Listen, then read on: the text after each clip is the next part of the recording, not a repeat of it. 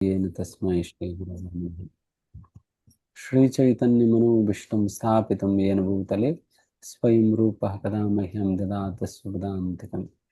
वन्देऽहं श्रीगुरूं श्रीयुतपदकमलं श्रीगुरून् वैष्णवांश्च श्रीरूपं साग्रजातं सहगण रघुनाथान्वितं तं सजीवं साद्वैतं सावधूतं परिजनसहितं कृष्णचैतन्यदेवं श्रीराधा कृष्णपादान् सहगण ललिता श्रीविशाखान्वितांश्च। हे कृष्णा करुणा सिंधु दीनबंधु जगतपते गोपेश गोपिका कांत राधा कांत नमोस्तुते। तप्त कांचन गौरांगी राधे वृंदावनेश्वरी वृषभानुसुते देवी प्रणमामि हरिप्रिये। वाञ्छाकल्पतरुभ्यश्च कृपा सिन्धुभ्य च पतितानां पावनेभ्यो वैष्णवेभ्यो नमो नमः। नमो विष्णुपादाय कृष्णपृष्ठाय भूतले श्रीमते भक्तिवेदांत स्वामिनिति नामने नमस्ते सारस्वती देवे गौरवाणी प्रचारिणे निर्विशेष शून्यवादि पाश्चात्य देश तारिणे। जय श्री कृष्ण चैतन्य प्रभु नित्यानंद श्री अद्वैत गदाधर श्रीवासादि गौर भक्तवृंद। हरे कृष्णा कृष्णा कृष्णा हरे हरे, हरे राम राम राम हरे हरे।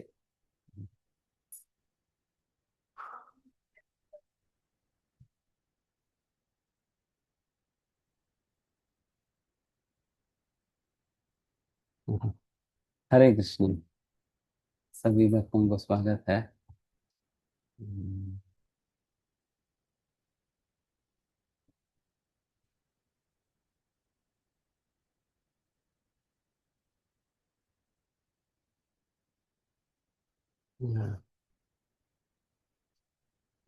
तो आप सभी लोगों को धैर्य के लिए मैं नमस्कार करता हूँ। पहले तो गोस्तत्व की बातें कोई सुनना नहीं चाहते, बिकॉज इसमें ज्यादा सिद्धांत फिलॉसफी इत्यादि होता है। People are more incline towards stories and other things. थोड़ा सा आनंद दिलाने वाली विषयों को खोज करते हैं, बट तत्व के विषय में तो फिर इतना अधिक रूप से लोग अपने रुचि नहीं दिखाते हैं, because of its apparently dry nature. वैसा ड्राई नेचर नहीं है, लगता है कि ड्राई है, बट जिनको उसमें आनंद आता है तो वो तो उसी में ही डूबा रहता है।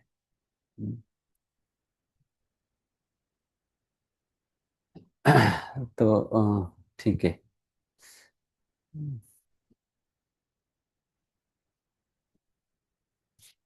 वैसा ये जो पूरा 3 दिन के जो सत्र है, तो इसमें हम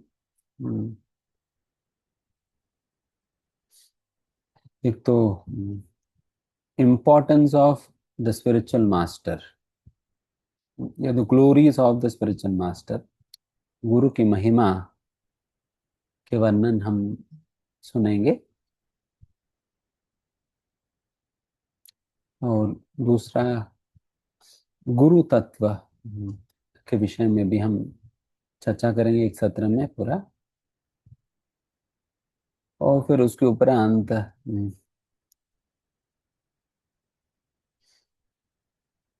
दीक्षा क्या होता है और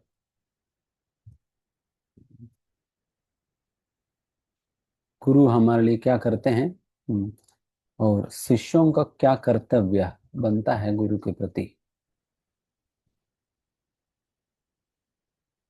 तो in other words will be discussing about the relationship between guru and disciple।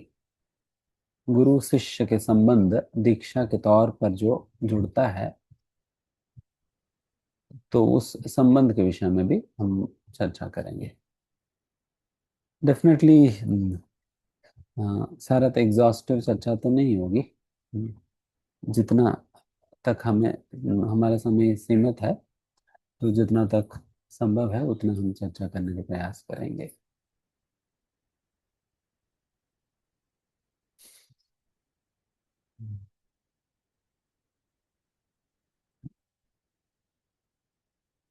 वैसे थोड़ा मेरी आवाज आज थोड़ा हल्का है।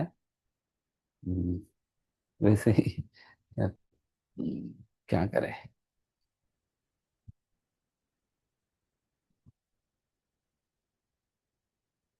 ठीक है, हम शुरू करते हैं आज। हम गुरु तत्व के विषय में आज चर्चा करें या गुरु का महत्व।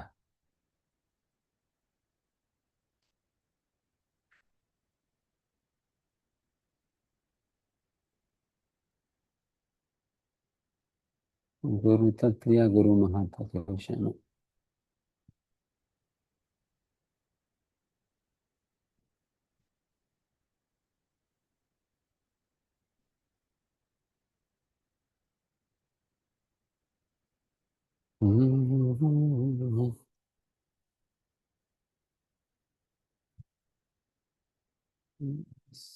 एक मिनट है। इनपुट वॉइस तो फुल है। इनपुट वॉइस तो फुल है, मुझे ही अपना आवाज बढ़ाना पड़ेगा। मेरा स्पीकर भी थोड़ा खराब है। अच्छा, ठीक है, बात है।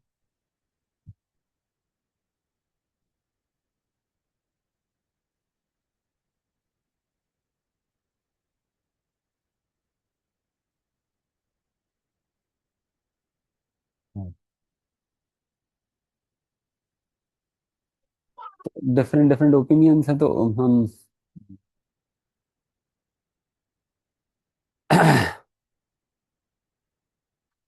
गुरु महत्व गुरु तत्व के विषय में ना।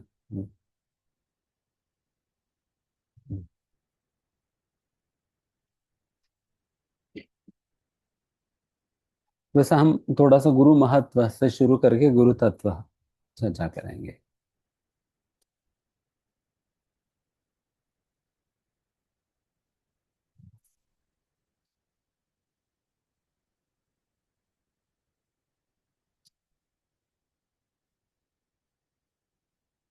गुरु जो शब्द है, उस शब्द का ही अर्थ है भारी, हेवी।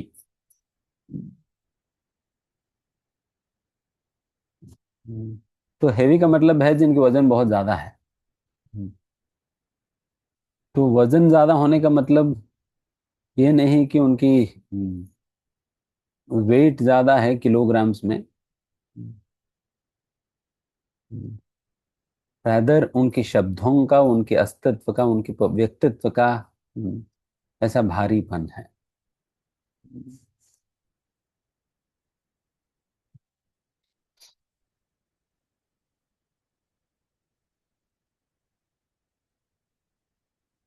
तो इसलिए गुरु का शब्द इतने भारी है और इतना महत्वपूर्ण है। यदि सारे के सारे दुनिया एक बात कहें, बट गुरु अकेला एक बात कहें, देन गुरु के वचनों को ज्यादा भाव देनी चाहिए।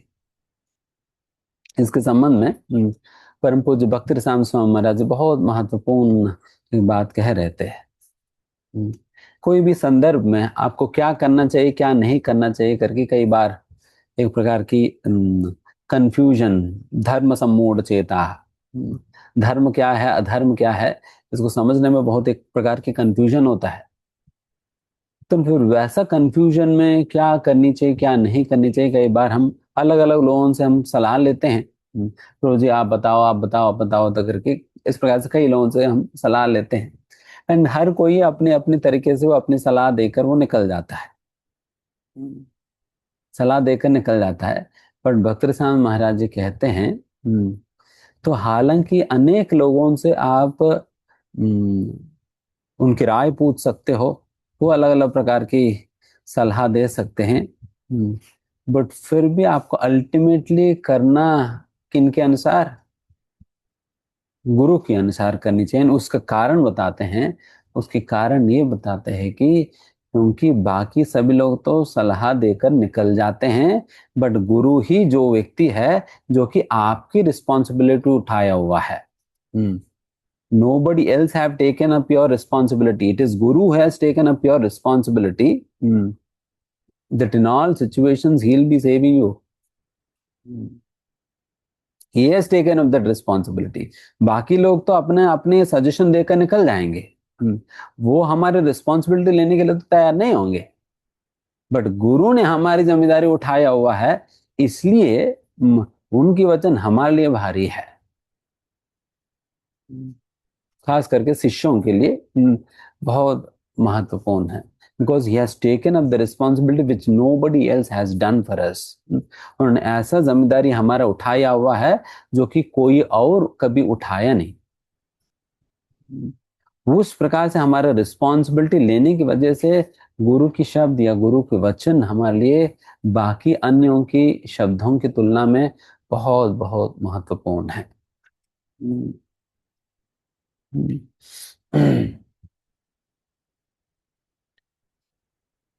और गुरु के विषय में यदि चर्चा करें तो वैसा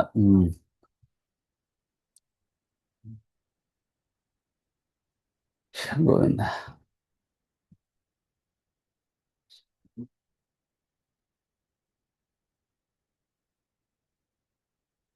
गुरु के विषय में कहते हैं कि ये जो कभी कभी लोग गुरु से थोड़ा ज्यादा पढ़ लेते हैं। गुरु तो भक्ति शास्त्री भक्ति वैभव किए होंगे, हमने भक्ति वेदांत भक्ति सार्वभौम कर लिया, एंड गुरु को में भी 100 श्लोका याद है, हमें 1000 श्लोका याद कर ली। तो उस प्रकार से अगर सो कॉल्ड बुकिश नॉलेज के हिसाब से यदि देखा जाए, हो सकता है कभी कभी श्रेष्ठ शिष्य जो है गुरु को पार कर जाए। बुकिश नॉलेज ठीक है, याद कर लिया तो कर लिया, उनकी याददाश्त अच्छा है। एंड हो सकता है गुरु की तुलना में गौरा, गुरु की तुलना में एक शिष्य अधिक वैरागी भी हो सकता है। आपको लग सकता है कि अरे हम तो एकादशी तो हम निर्जले एकादशी करते हैं, गुरु गुरु महाराज तो प्रसाद ले ले रहे हैं।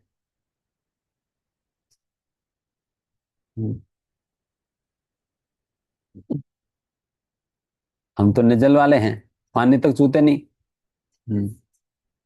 वो तो खड़क तपस्या हम करते हैं, पर गुरु महाराज प्रसाद ले ले रहे हैं, तो हम बेहतर है।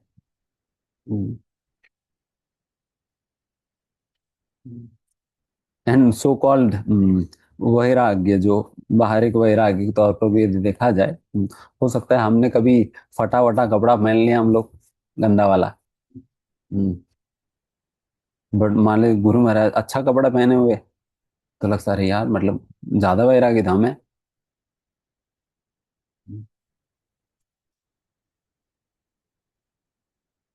तो उस प्रकार से एक और सेवाएं भी देखा जाए तो हो सकता है हम तो कुछ ज्यादा पैसा ला रहे होंगे फंड रेजिंग करके, या थोड़ा ज्यादा पुस्तकें बांट दिए होंगे। तो क्या अ, गुरु की तुलना में ज्यादा श्लोकाएं आने पर, या ज्यादा ज्यादा वैराग्य या ज्यादा तपस्या करने पर, या नहीं तो एक ज्यादा सेवाओं क्वांटिटी के रूप में ज्यादा सेवाओं को करने पे गुरु से बेहतर हो जाएंगे? हम्म, अगर नहीं हो जाएंगे तो कैसे नहीं होंगे? अगर इक्वेशन के हिसाब से देखा जाए, number of book distributed greater than number of book distributed, गुरु हो गया, इक्वेशन तो ग्रेटर हो गया ना। तो आप कह रहे ग्रेटर नहीं है, तो गुरु क्या वैराग्य में ग्रेटर है, या ज्ञान में ग्रेट मतलब बुकिश नॉलेज में ग्रेटर है, या सर्विस क्वांटिटी में ग्रेटर है, किस में ग्रेटर है? तो ये ठीक ठीक प्रकार से समझना ये बहुत महत्वपूर्ण है, बिकॉज इसको अगर व्यक्ति ठीक प्रकार से समझ पाता है, देन गुरु की कार्यों को वो अप्रिशिएट कर पाता है। एंड गुरु के प्रति कभी भी गुरु से कभी अपना मतलब, वैसा तो बिल्कुल बुद्धू ही लोग जो गुरु से अपने आप को तुलना करते हैं, तुलना ही नहीं करनी चाहिए। बट फिर भी हमारा तो मत्य बुद्धि है। जैसा कृष्ण कहते हैं ना, गुरु गुरुषु नरम अतिशु, गुरु के प्रति नर बुद्धि या मत्य बुद्धि नहीं होनी चाहिए। एंड मत्य बुद्धि गुरु के प्रति इसलिए डेवलप होता है बिकॉज गुरु तत्व के विषय में जानकारी हमें नहीं है। गुरु तत्व के विषय में जानकारी जब नहीं होता है, देन इस प्रकार के गुरु के प्रति एक नरम अति या मत्य बुद्धि, गोविंद, मत्स्य बुद्धि आ जाता है। एंड जब इस प्रकार से एक मत्स्य बुद्धि आता है या नरमति, एक नरमति मतलब गुरु को एक साधारण मनुष्य मानने हम इसलिए लग जाते हैं बिकॉज गुरु तत्व के विषय में सही सही प्रकार की जानकारी नहीं है।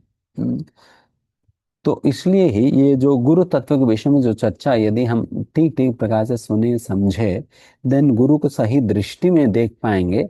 जब तक गुरु को सही दृष्टि में देख नहीं पाएंगे, तब तक गुरु को समर्पित करना तो दूर की बात है।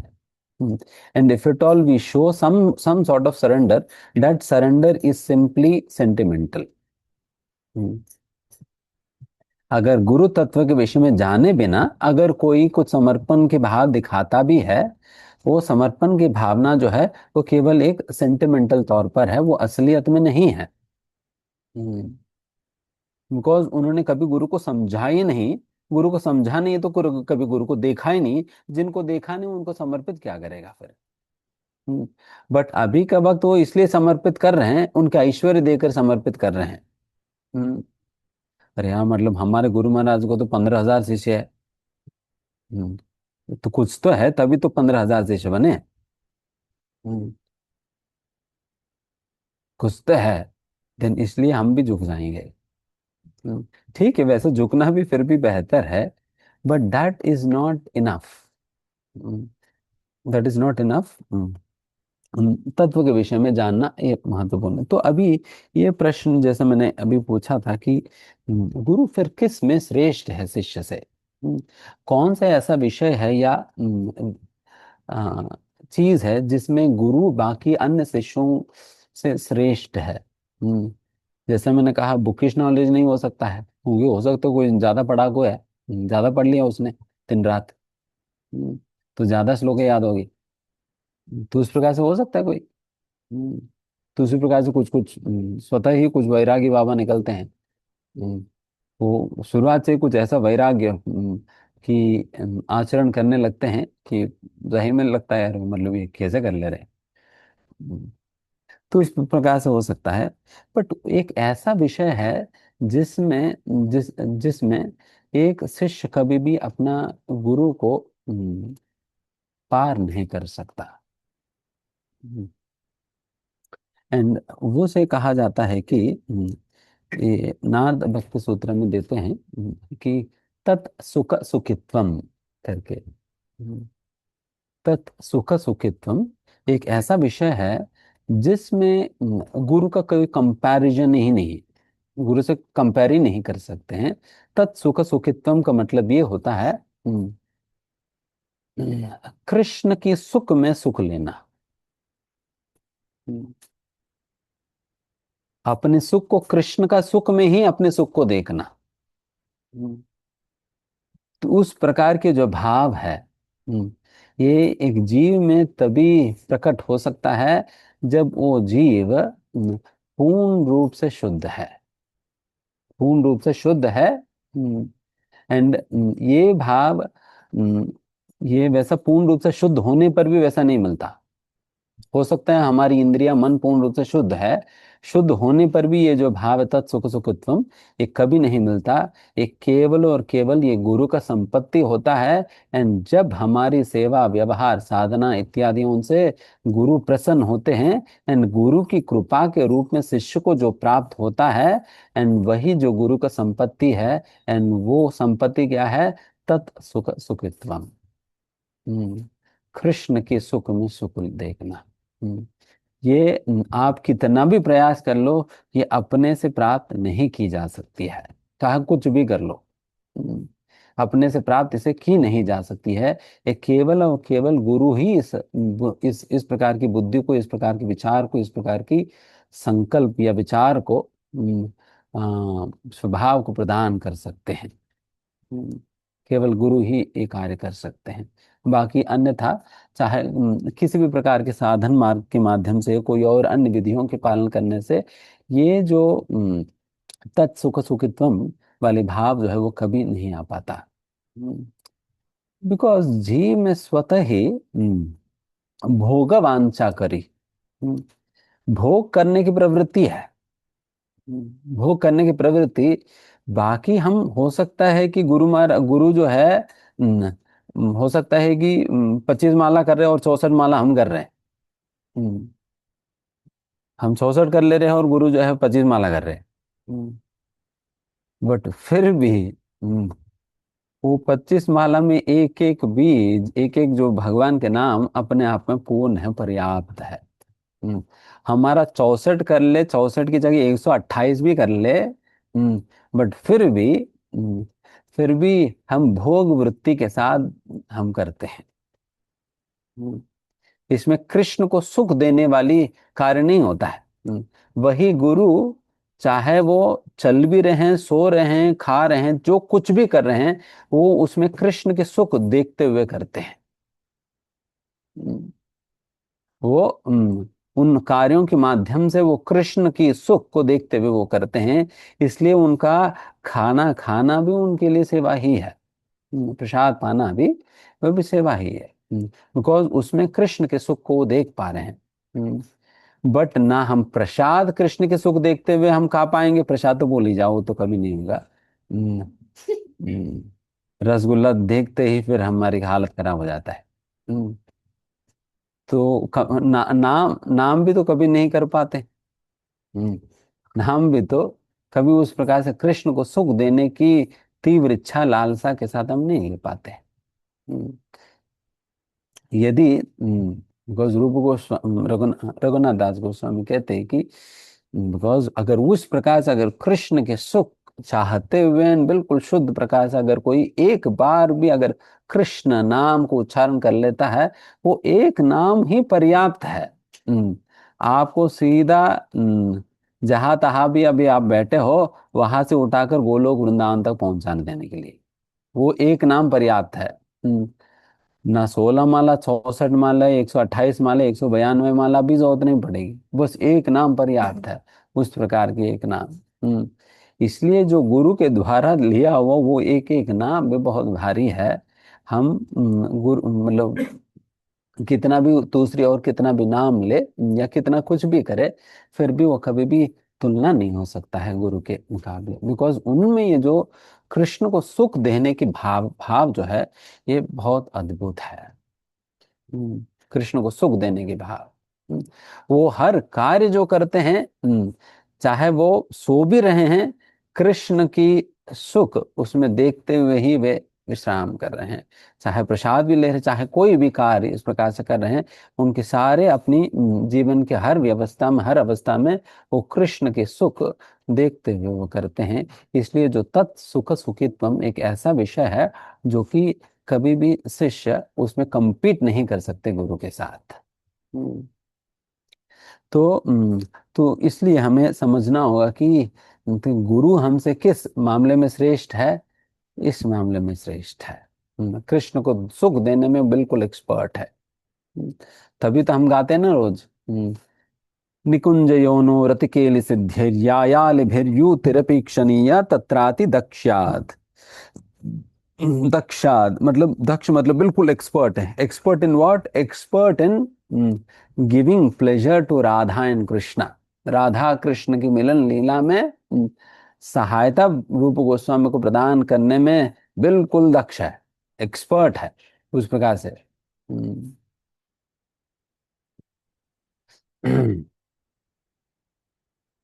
एंड इस प्रकार की जो भाव, ये कहाँ से उदित होता है? जैसे मैंने कहा, एक गुरु की कृपा से ही किसी शिष्य को ये प्राप्त होता है।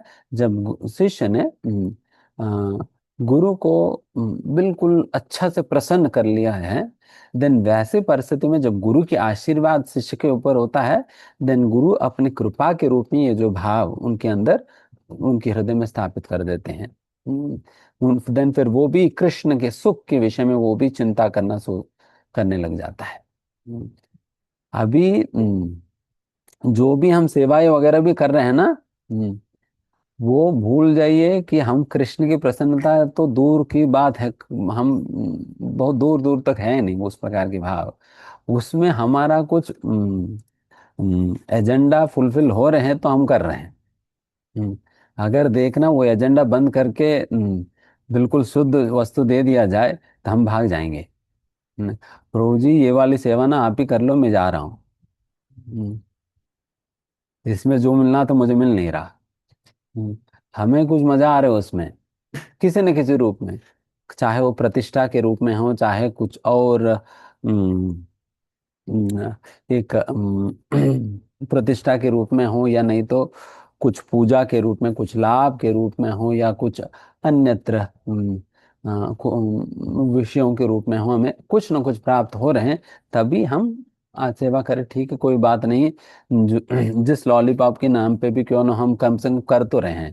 हम्म, कम से कम कर तो रहे हैं कुछ ना कुछ भगवान की सेवा, नहीं तो लॉलीपॉप के चक्कर में पड़कर कहाँ हम इधर उधर हम काम किया करते थे। बट कम से कम इस तरह तो हम कृष्ण की सेवा तो कर रहे हैं।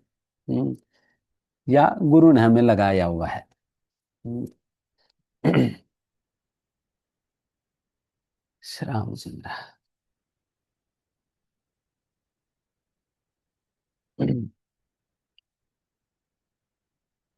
तो इसके संबंध में जो तत्सुख सुखित्वम के विषय में जो मैं कह रहा हूँ, तो इसके संबंध में एक नारद भक्ति सूत्र में बहुत ही सुंदर प्रकार से वहां पर चर्चा होता है। तो वहां पर नारद भक्त सूत्र में नारद मुनि ये बात कहते हैं कि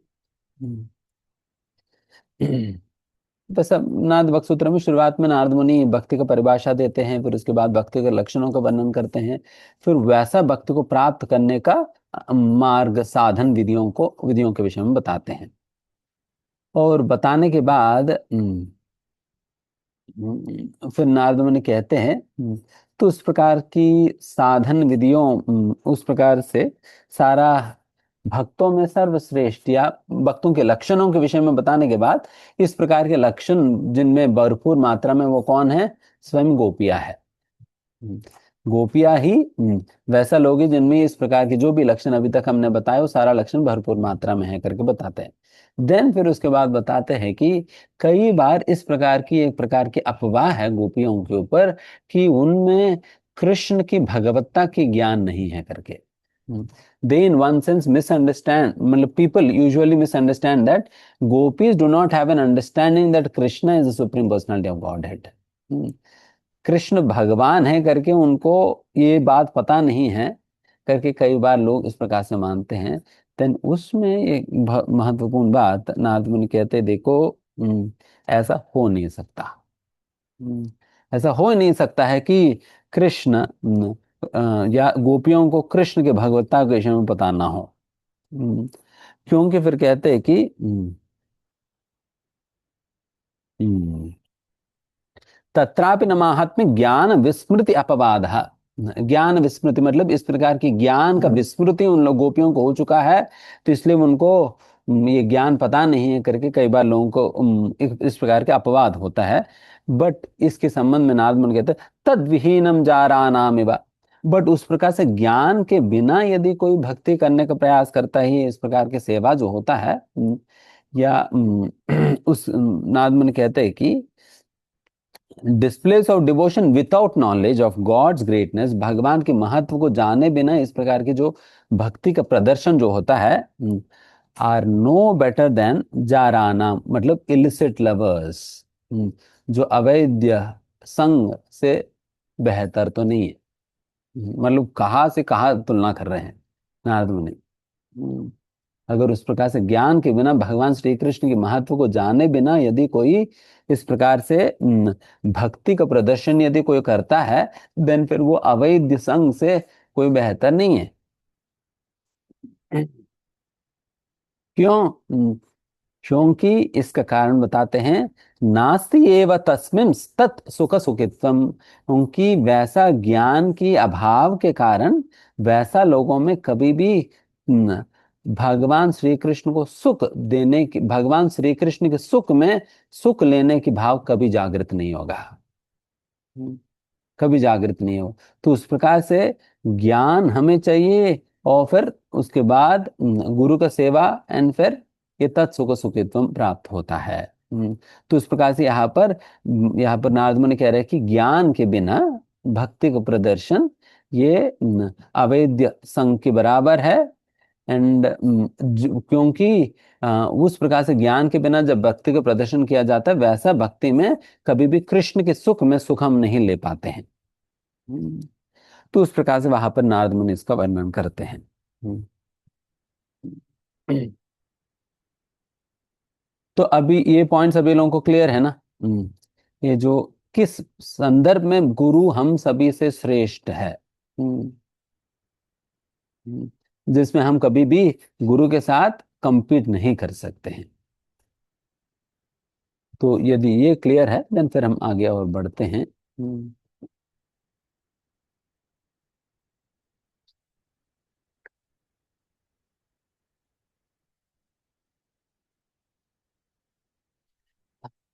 सबसे पहले यदि हमें गुरु को पहचानना है, हम्म, यदि हमें गुरु को पहचानना है, देन उनका स्थूल शरीर से परे देखना पड़ेगा। उनका जो स्थूल शरीर से परे देखना पड़ेगा। स्थूल शरीर से परे देखने का मतलब ये भी होता है, उनके स्थूल शरीर के स्तर पे जो क्रियाएं होती है, उन क्रियाओं के परे देखना भी पड़ेगा। हम्म। स्थूल शरीर के परे देखने का तात्पर्य ये हुआ, स्थूल शरीर के स्तर पे होने वाली क्रियाओं के परे देखना होगा। यदि गुरु को उनके स्थूल रूप से हो, या उनके स्थूल शरीर के स्तर पे की जाने वाले कार्यों के आधार पर यदि गुरु को समझने का या नापने का यदि प्रयास करे, देन क्या होगा? अपराध होगा। हम्म, करेंगे ना अपराध। हम्म, हम्म, तो उसी प्रकार से हम करते रहेंगे। यदि गुरु को स्थूल शरीर के स्तर पर या स्थूल कार्यों के आधार पर गुरु की चेष्टाओं को यदि नापने का यदि व्यक्ति प्रयास करता है तो। हम्म,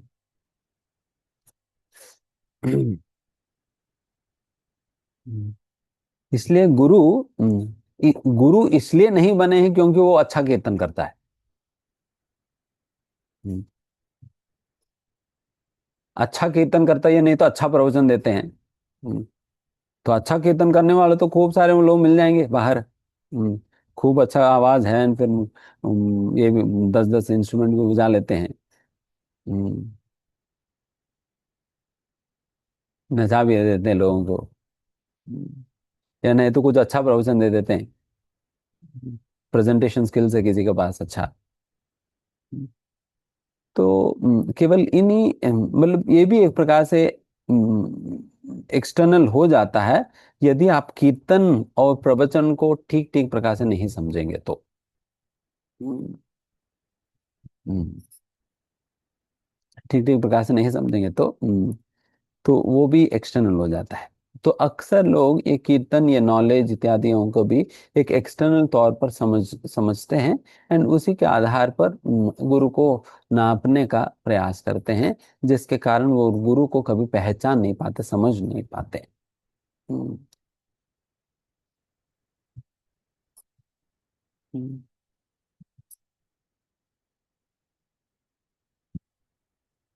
तो अभी जैसा हमने कहा, गुरु को उनके स्थूल शरीर से परे या स्थूल शरीर के आधार पर की जाने वाले कार्यों के परे गुरु को देखने पर ही हम गुरु को तत्वतः हम समझ पाएंगे। पहली बात तो यह है। तो अभी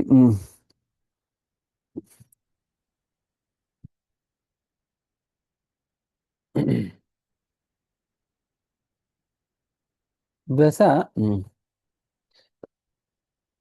गौड़ी संप्रदाय में जब भी कोई विषय को समझने का हम प्रयास करते हैं, उस विषय को समझने का दो तरीके होते हैं।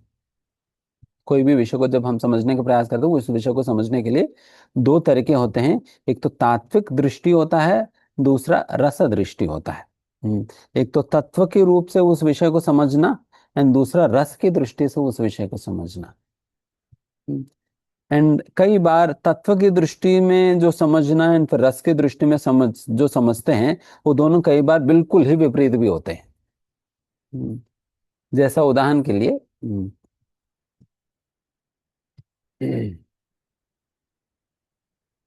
यदि पूछा जाए कि आ, पूरा आध्यात्मिक भौतिक सृष्टियों के अंतर्गत सर्वश्रेष्ठ कौन है। यदि ये प्रश्न पूछा जाए, पूरा आध्यात्मिक भौतिक सृष्टियों में सर्वश्रेष्ठ कौन है, हम्म, इसका सीधा आंसर क्या है? Krishna. He is the supreme personality of Godhead, शक्तिमान, सर्वशक्तिमान है। हम्म, कृष्ण है ना। हम्म, तो तत्व की दृष्टि में देखा जाए तो कृष्ण का ही नाम लेना होगा। हम्म, तत्व की दृष्टि के से अनुसार देखा जाए, देन कृष्ण का नाम लेना पड़ेगा, बिकॉज कृष्ण ही पूर्ण पुरुषोत्तम भगवान है, वही शक्तिमान है। बट वही प्रश्न यदि रस की दृष्टि से यदि उसके उत्तर देने का प्रयास करे, तो फिर श्रीमती राधा रानी होगी। क्यों? क्योंकि इतना शक्तिशाली भगवान श्री कृष्ण भी राधा रानी के हवाले हो जाते। हम्म उनके हवाले हो जाते तो फिर तभी तो राधा रानी को मदन मोहन मोहिनी कहा जाता है, क्योंकि मदन मोहन को भी मोहित करने वाली है श्रीमती राधा रानी। इसलिए फिर रस की दृष्टि से यदि देखा जाए, हालांकि शक्ति में अभी भी राधा रानी compete नहीं कर सकती है कृष्ण का, बट फिर भी वैसा शक्तिमान को भी कंट्रोल करने कृष्ण से भी अधिक शक्तिशाली है, क्योंकि वो उस कृष्ण को भी कंट्रोल कर रही है। तो उस प्रकार से तत्व की दृष्टि में देखा जाए तो कृष्ण है, रस की दृष्टि में देखा जाए तो राधा रानी है। अभी समझ में आया बात? तो एक ही प्रश्न और एक ही हम विषय समझने का प्रयास करें, उसी विषय को हम अलग अलग दृष्टि से समझने का प्रयास करें, तो देन फिर समझ आ रहे है कि इस तत्व की दृष्टि में क्या है और रस की दृष्टि में दूसरा है। हम्म। उसी प्रकार से ही गुरु को भी ये दो प्रकार से समझा जा सकता है। एक तो तत्व की दृष्टि में समझ सकते हैं, दूसरा रस की दृष्टि में भी समझ सकते हैं गुरु कौन है। हु इज गुरु, इसको समझना ये दोनों प्रकार से हो सकता है, तत्व की दृष्टि में भी और रस की दृष्टि में भी हो सकता है।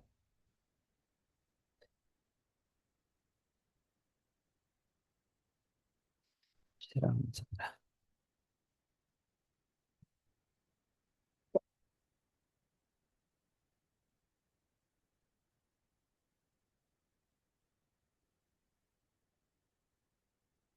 तो अभी हम पहले तत्व की दृष्टि में चर्चा करते हैं, फिर उसके बाद रस के विषय में, रस की दृष्टि से हम चर्चा करेंगे गुरु की पहचान, आइडेंटिटी ऑफ अ गुरु।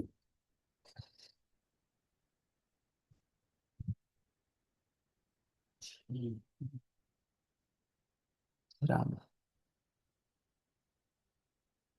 हम्म।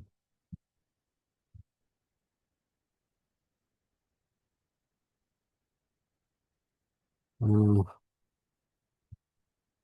इसको समझने के लिए एक बहुत ही सरल तरीका मैं बताता हूँ, देन फिर उसके बाद इस पे हम जाते हैं। मतलब ये अभी तत्व की दृष्टि में ही हम चर्चा कर रहे हैं गुरु का आइडेंटिटी।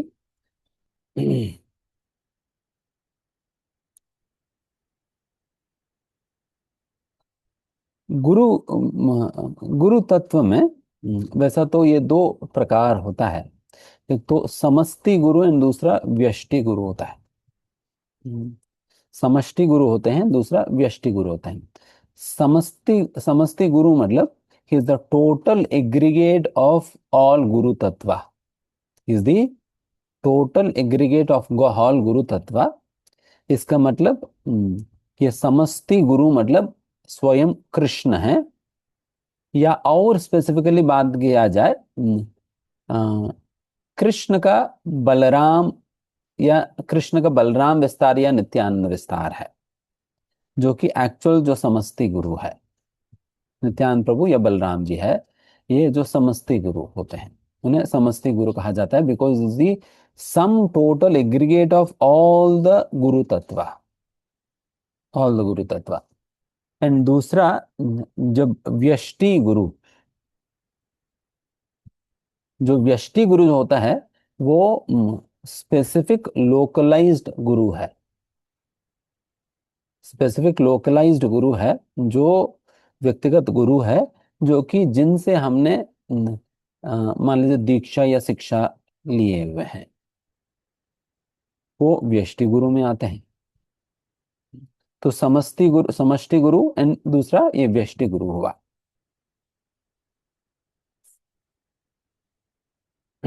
तो उस प्रकार से व्यष्टि गुरु तो अनेक है, व्यष्टि गुरु तो अनेक है। जैसा कि अभी भी हम वर्तमान समय पर इस्कॉन के अंतर्गत अनेक वर्तमान आचार्य वृंद है, जैसे परम पूज्य लोकनाथ स्वामी महाराज हो, परम पूज्य जयप्रताप स्वामी महाराज हो, परम पूज्य राधानाथ स्वामी महाराज, तो इस प्रकार से अनेक अनेक गुरु वृंद है।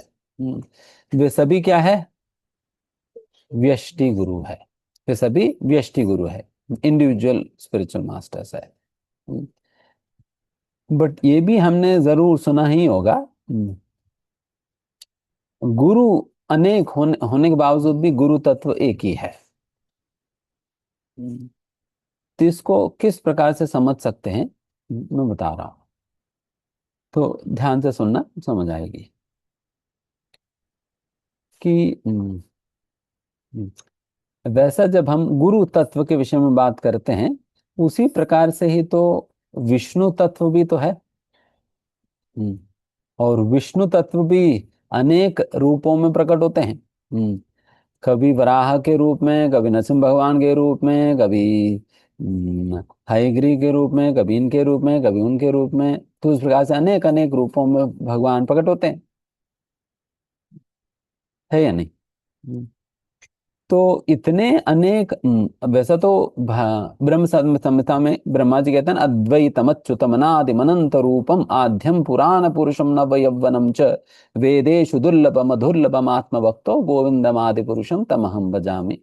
तो उसमें तो ब्रह्मा जी ये बात कह रहे हैं कि अनंत रूपम, भगवान की इस प्रकार की अनंत रूप है, बस एक आध नहीं है, एक आध नहीं है। हालांकि विष्णु तत्व तो कितने हैं? विष्णु तत्व तो एक ही है। विष्णु तत्व एक होने के बावजूद भी जिस प्रकार से वही एकमात्र विष्णु तत्व आवश्यकताओं के अनुसार अनेक रूपों में अपने आप को विस्तार करते हैं, लीला के अनुसार कभी मत्स्य अवतार ग्रहण करते हैं, कभी कूर्म अवतार ग्रहण कर लेते हैं, कभी हयग्रीव रूप में ग्रहण कर लेते हैं, कभी राम, कभी बलराम, कभी कृष्ण, कभी ये कभी वो, उस प्रकार से अनेक अनेक रूपों में विस्तार कर लेते हैं वही विष्णु तत्व। उसी प्रकार जिस प्रकार से एक ही विष्णु तत्व अपने आप को अनेक रूपों में प्रकट कर रहे हैं, अनेक अवतारों के रूप में, उसी प्रकार से एकमात्र गुरु तत्व ही, वही गुरु तत्व अपने आप को अनेक अनेक रूपों में प्रकट करते हैं। कहीं पर परम पूज्य जयप्रताप स्वामी महाराज के रूप में, कहीं पर परम पूज्य लोकनाथ स्वामी महाराज के रूप में, कहीं पर परम पूज्य राधानाथ स्वामी महाराज के रूप में, कहीं कहीं कुछ, तो उस प्रकार से अलग अलग रूपों में प्रकट हो जाते हैं। हम्म, समझ में आ रही बात? नहीं समझ आ रहे? तो इसको एक और सुंदर उदाहरण से भी समझ सकते हैं कि रामचंद्र कि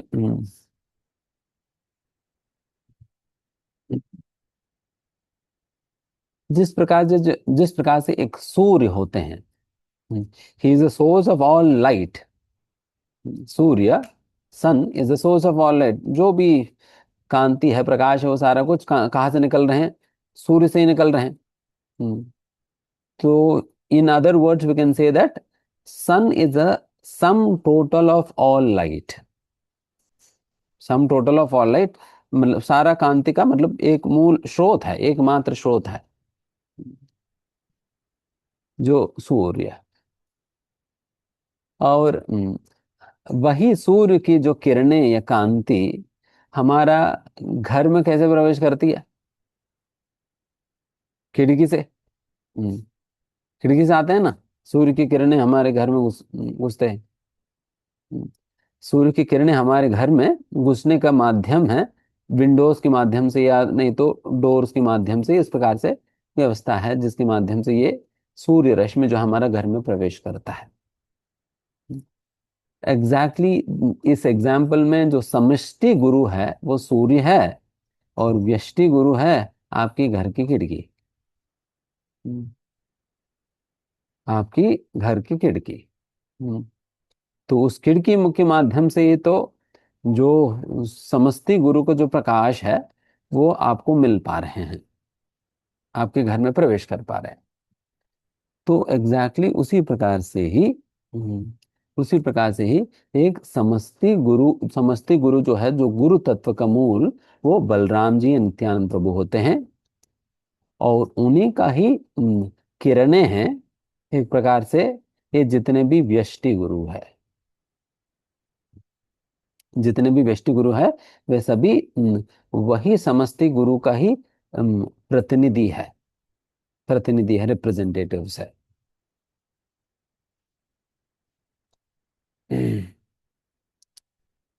तो इसलिए ही अब ये जो समष्टि गुरु और व्यष्टि गुरु की कॉन्सेप्ट समझ में है सभी को? कैसे होता है? Then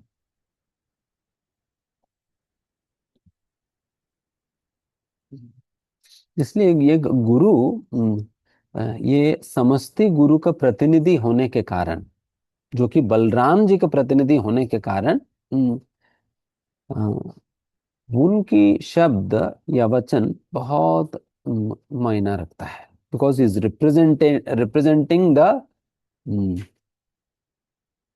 government, is representing Balram ji. जैसे मानो कि हो सकता है एक बहुत बड़ा अरबपति है, हम्म, बहुत बड़ा अरबपति है।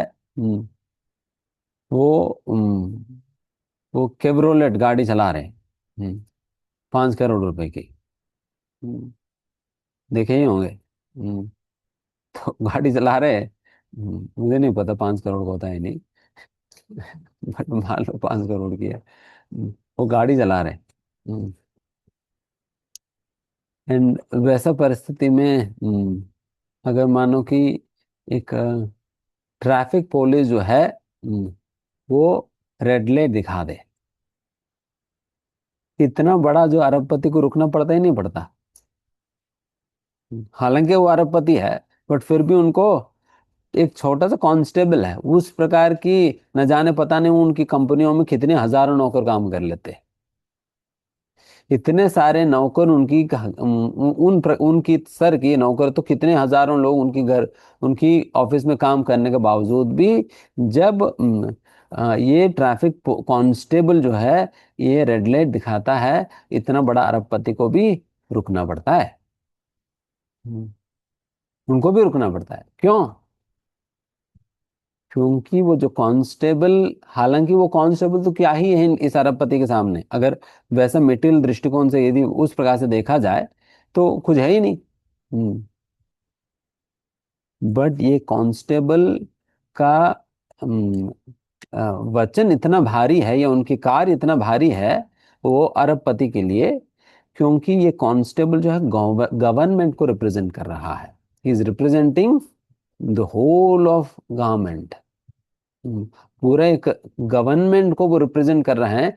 तो इसलिए वो, हालांकि वो हल्का होने के बावजूद भी उनकी शब्द भारी है, बिकॉज वो सीधा रिप्रेजेंट कर रहे हैं बड़ा व्यक्ति को, ये बड़ा गवर्नमेंट को रिप्रेजेंट कर रहे हैं।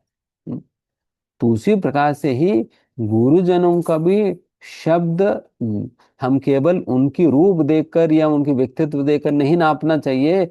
समझना होगा कि ये गुरु जो है ये स्वयं बलराम जी का नित्यानंद प्रभु की प्रतिनिधि है। हम्म, नित्यानंद प्रभु के प्रतिनिधि है। तो इसलिए हमें आ, उनकी शब्दों का मान रखना चाहिए। हम्म, कभी भी उनकी शब्दों को हल्का में नहीं लेनी चाहिए, because he is representing the whole guru tattva. पूरा का पूरा गुरु परंपरा का प्रतिनिधि है। ये जो कांस्टेबल जो वहां पर खड़ा है, वो पूरा का पूरा जो परंपरा उनकी गवर्नमेंट में है, उनकी इंस्पेक्टर से लेकर, उनके सब इंस्पेक्टर से लेकर, उनकी डीसीपी, ये सीपी, ये वो सीपी, वो आईपी, इन सभी लोगों का रिप्रेजेंटेटिव है वो। हम्म उन सभी लोगों का रिप्रेजेंटेटिव है। वो अकेला वहां पर खड़ा नहीं, उन सभी लोगों की ओर से वो वहां पर खड़ा है। हम्म, तो उसी प्रकार से जो गुरु हमारे जीवन में जो आए हैं, वो बलराम जी की ओर से नित्यानंद प्रभु के प्रतिनिधि के रूप में आए हैं। तो इसलिए हमें उनको एक साधारण व्यक्ति के रूप में नहीं देखना है। साधारण व्यक्ति के रूप में नहीं देखना है। रादर हमें समझना हो कि ये नित्यानंद प्रभु बलराम जी की प्रतिनिधि है। हम्म, अभी क्लियर है। ये भी कॉन्सेप्ट।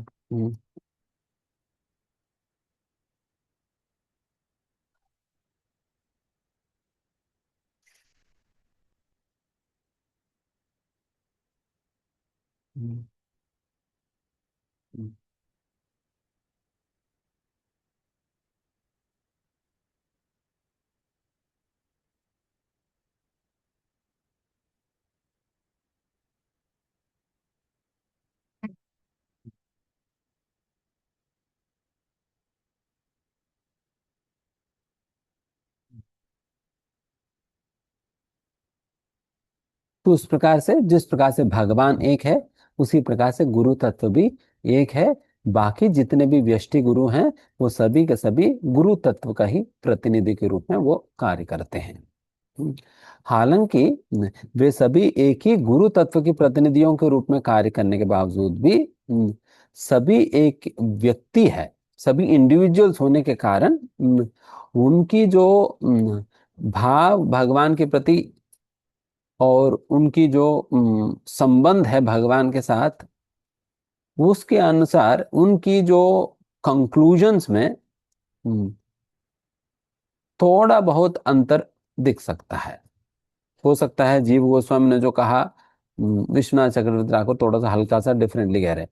विश्वनाथ चक्रवर्ती ठाकुर ने जो कहा, भक्तिविनोद ठाकुर थोड़ा हल्का सा डिफरेंटली कह रहे होंगे।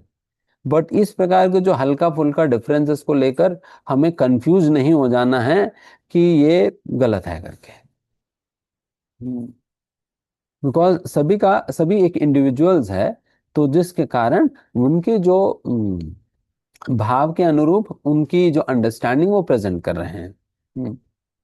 एंड उनकी जो अंडरस्टैंडिंग, मतलब देखिए, हालांकि एक दृष्टि से दोनों शब्द, दोनों की ओपिनियन जो है बिल्कुल विरोधाभास लग सकता है, बट फिर भी दोनों ही परफेक्ट है, करेक्ट है। फिर भी दोनों ही करेक्ट है, बिकॉज दोनों प्रामाणिक है। हालांकि एक बाहरिक दृष्टि से दोनों एक दूसरे की बातों को खंडन करते हुए दिख सकता है, बट फिर भी हमें समझना होगा कि they are representing the same guru tattva. ये डिफरेंस क्यों आता है उसका कारण में तो मैंने बताया था, because of their relationship and their mood with the lord. उसकी वजह से थोड़ा बहुत डिफरेंसेस इत्यादि उनकी शिक्षाओं में दिख सकता है। बट उन डिफरेंसेस के आधार पर हमें ये नहीं समझना है कि गुरु तत्व अलग है। नहीं, गुरु तत्व एक ही है। एक ही है। बट फिर भी उनकी जो मूड्स इत्यादि अलग होने के कारण वो प्रस्तुतिकरण वो अलग अलग हो सकता है।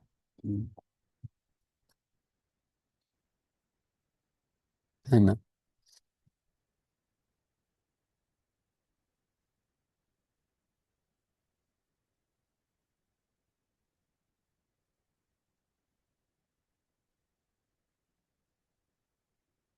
एंड हमारे केस में हम स्पेशली इस्कॉन की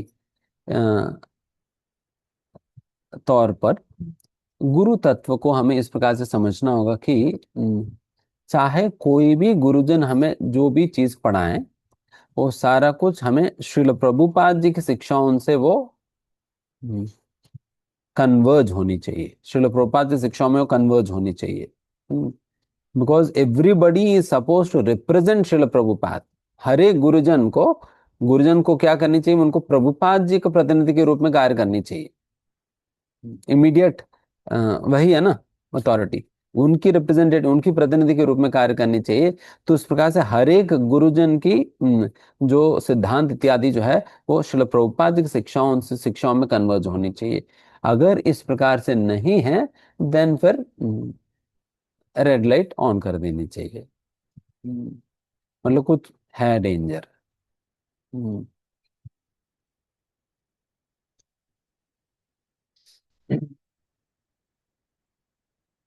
बट प्रभुपाद जी की शिक्षाओं में कन्वर्ज हो रहे नहीं हो रहे, हमें कैसे समझ आएगी? जब पढ़ेंगे तो, जब पढ़ेंगे तब तो समझ आएगी प्रभुपाद की शिक्षाओं में कन्वर्ज हो रहे नहीं हो रहे। नहीं तो हम वैसे ही रेड लाइट ऑन कर देंगे बार बार, टें टें टें टें करते वो अपना सायरन बजाता रहेंगे हम। बट तो उस प्रकार से बेकार में क्या सायरन बजाना है, हमें पता ही नहीं है प्रभुपाद की शिक्षाएं क्या है। तो उसके लिए ही बार बार हमें, चाहे किसी का भी गुरु का शिष्य हम क्यों ना हो, प्रभुपाद जी से सुनना, प्रभुपाद जी की पुस्तकों को अध्ययन करना हमारा फर्स्ट ड्यूटी है। हम्म, हमारा फर्स्ट ड्यूटी है। हमारा फर्स्ट ड्यूटी बाकी अन्य आचार्यों को पुस्तकें इत्यादि इत्यादि वो पढ़ने का नहीं। हम्म, हमारा फर्स्ट ड्यूटी तो प्रभुपाद जी की पुस्तकें पढ़नी है। फिर उसके बाद देखा जाए, बाकी आचार्यों को पुस्तकें इत्यादि पढ़ने का बाद में देखा जा सकता है। पर पहले प्रभुपाद जी का पढ़े, प्रभुपाद जी से सुने। हम्म, है ना।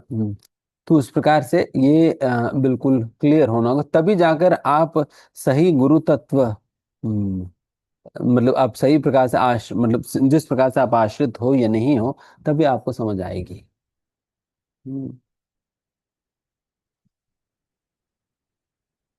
तो फिर अभी हम आगे बढ़ेंगे।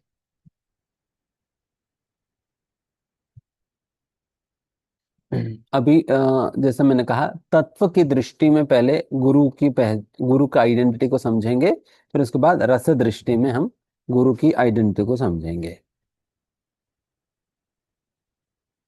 ठीक है। तो तत्व की दृष्टि में,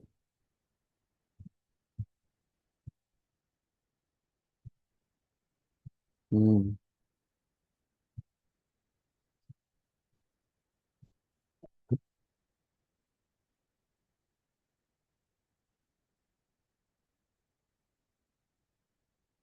वैसा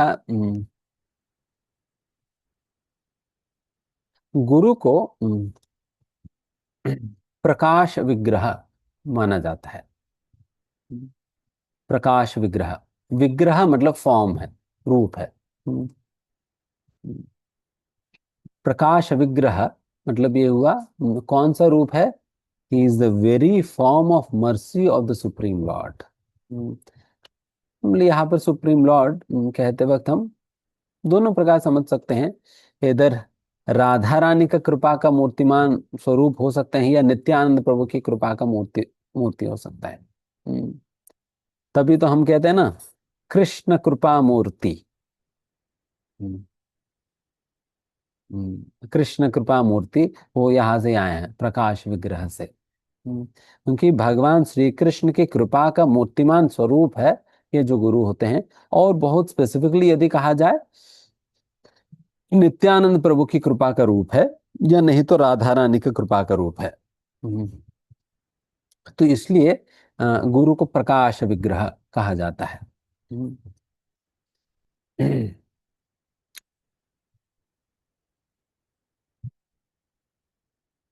एंड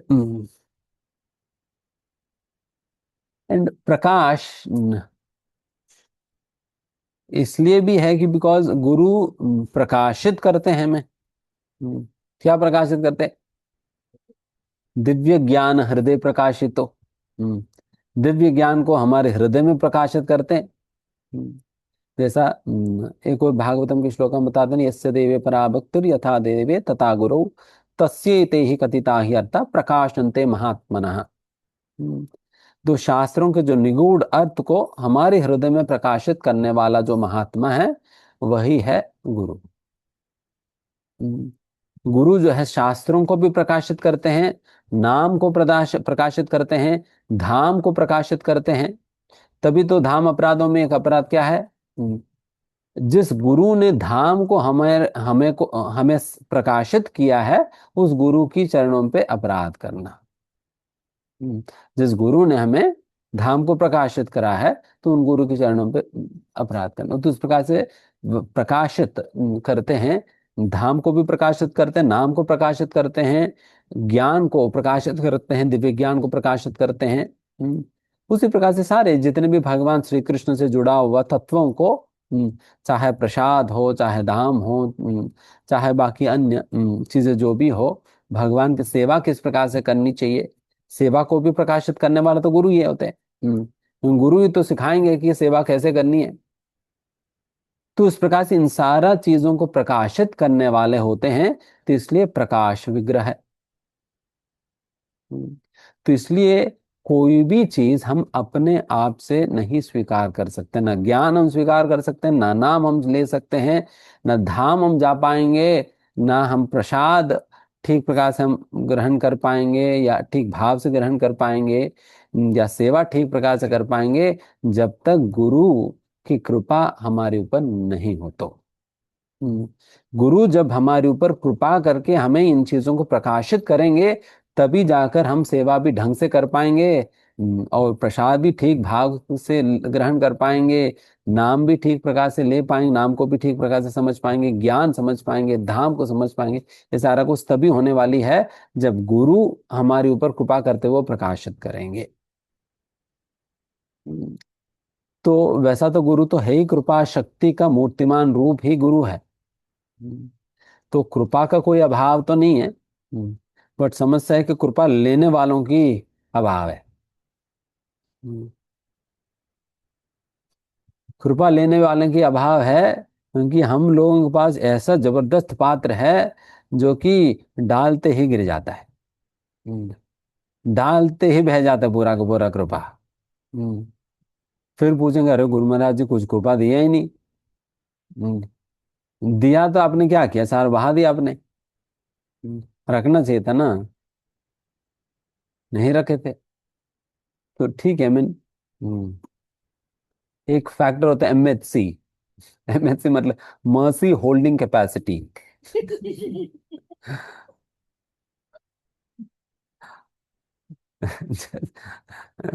इंडस्ट्रीज में उपयोग करते हैं ऐसे ऐसे transformer. MHC mercy holding capacity. तो मर्सी होल्डिंग कैपेसिटी क्या होता है, फिर हम चर्चा करेंगे।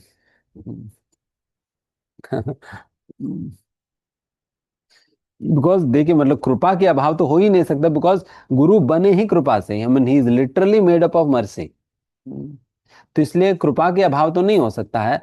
अगर एक तरफ कृपा के अभाव नहीं है बट फिर भी हमारा उद्धार नहीं हो रहा, तो इसका मतलब कहीं ना कहीं हमारी पात्रता में कमी है। हम्म, हमारी होल्डिंग कैपेसिटी घटिया है, खराब है।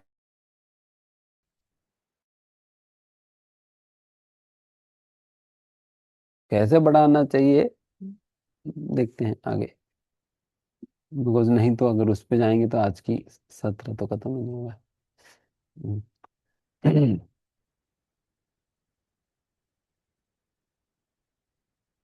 तो अभी जो जो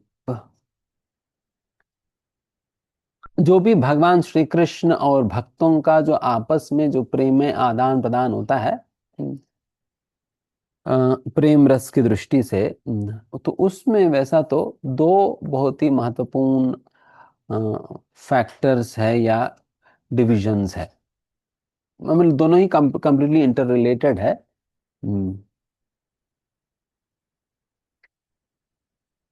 एंड वो है, एक तो विषय विग्रह और आश्रय विग्रह।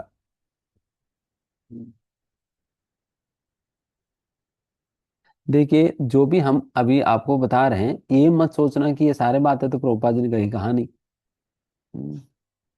प्रभुपाद जी केवल संस्कृत टर्मिनोलॉजी यूज नहीं किया, बट सारे बातें प्रभुपाद जी ने कह दिया। हम्म, जो भी कहना है वो सारे बातें प्रभुपाद जी ने कह दिया। केवल ये जो संस्कृत टर्मिनोलॉजी से कभी कभी प्रभुपाद जी वो यूज नहीं करते हैं, हम्म, हो सकता है इस कारण से हो कि हमारा हम्म, बुद्धि की क्षमता के विषय में प्रभुपाद जी पहचान लेते हैं। हम्म, ये लोग तो वैसे ही डर जाएंगे। हम्म, तो तो इस प्रकार से ये जो आश्रय विग्रह और हम्म, विषय विग्रह, जैसे मैंने कहा विग्रह का मतलब है रूप है, फॉर्म है। विषय विग्रह का मतलब है he is the object of love और ऑब्जेक्ट ऑफ सर्विस और ऑब्जेक्ट ऑफ डिवोशन। वो भक्ति का विषय है, प्रेम का विषय है, सेवा का विषय है। हम्म, इसलिए कृष्ण को क्या कहा जाता है? सेव्य भगवान। सेव्य भगवान कहा जाता है ना कृष्ण को, because he is the object of service, he is the object of love and object of filter.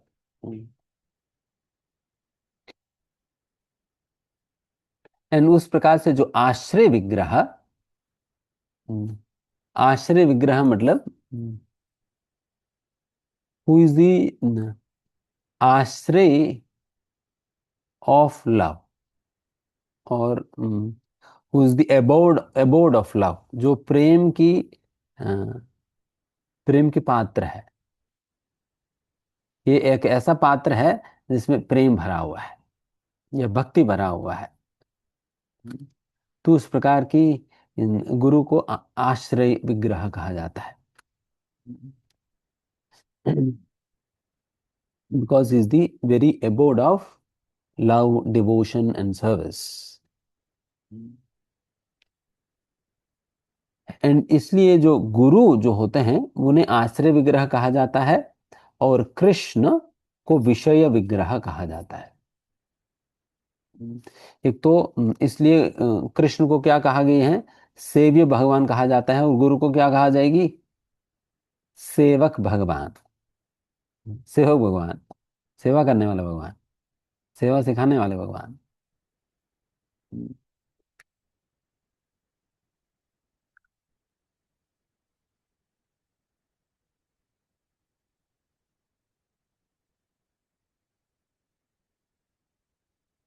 एक प्रवचन में इसके विषय में बताते हैं कि आश्रय विग्रह and,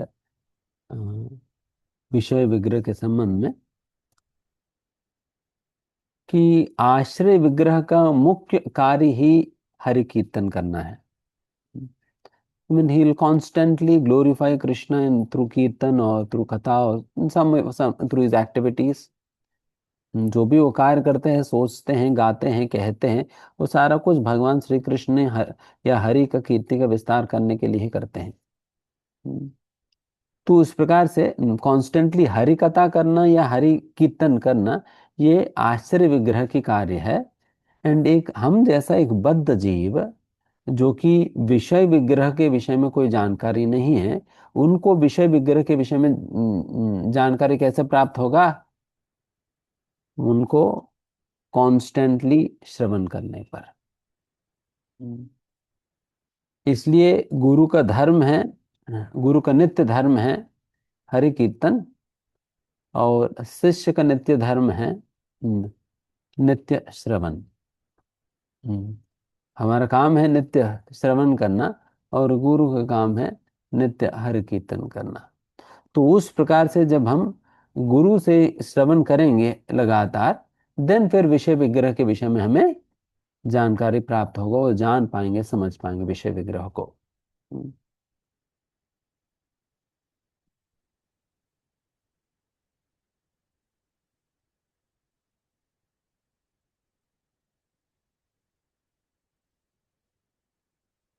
तो उस प्रकार से जैसा अभी हम लोगों ने चर्चा किया, गुरु को प्रकाश विग्रह कहा जाता है, गुरु को आश्रय विग्रह कहा जाता है, कृष्ण को विषय विग्रह कहा जाता है करके। तो ये सारी चीजें अभी हम लोगों ने चर्चा की, और फिर अभी रस की दृष्टि में गुरु को समझने का प्रयास करेंगे।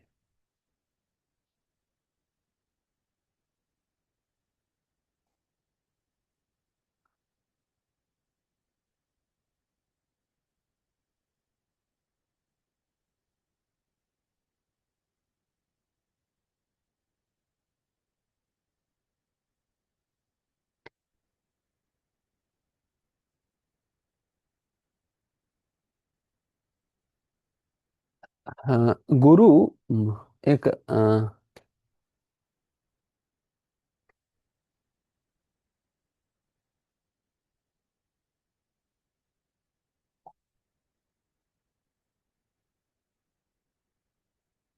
वो भगवान की एक निजी सेवक है। गुरु भगवान के एक निजी सेवक होते हैं, तभी गुरु को सेवक भगवान भी कहा जाता है। Because he very confidentially, he is a confidential servant of the supreme Lord. भगवान श्री कृष्ण की बहुत ही गोप्य एंड बहुत ही कॉन्फिडेंशियल सर्वेंट है गुरु।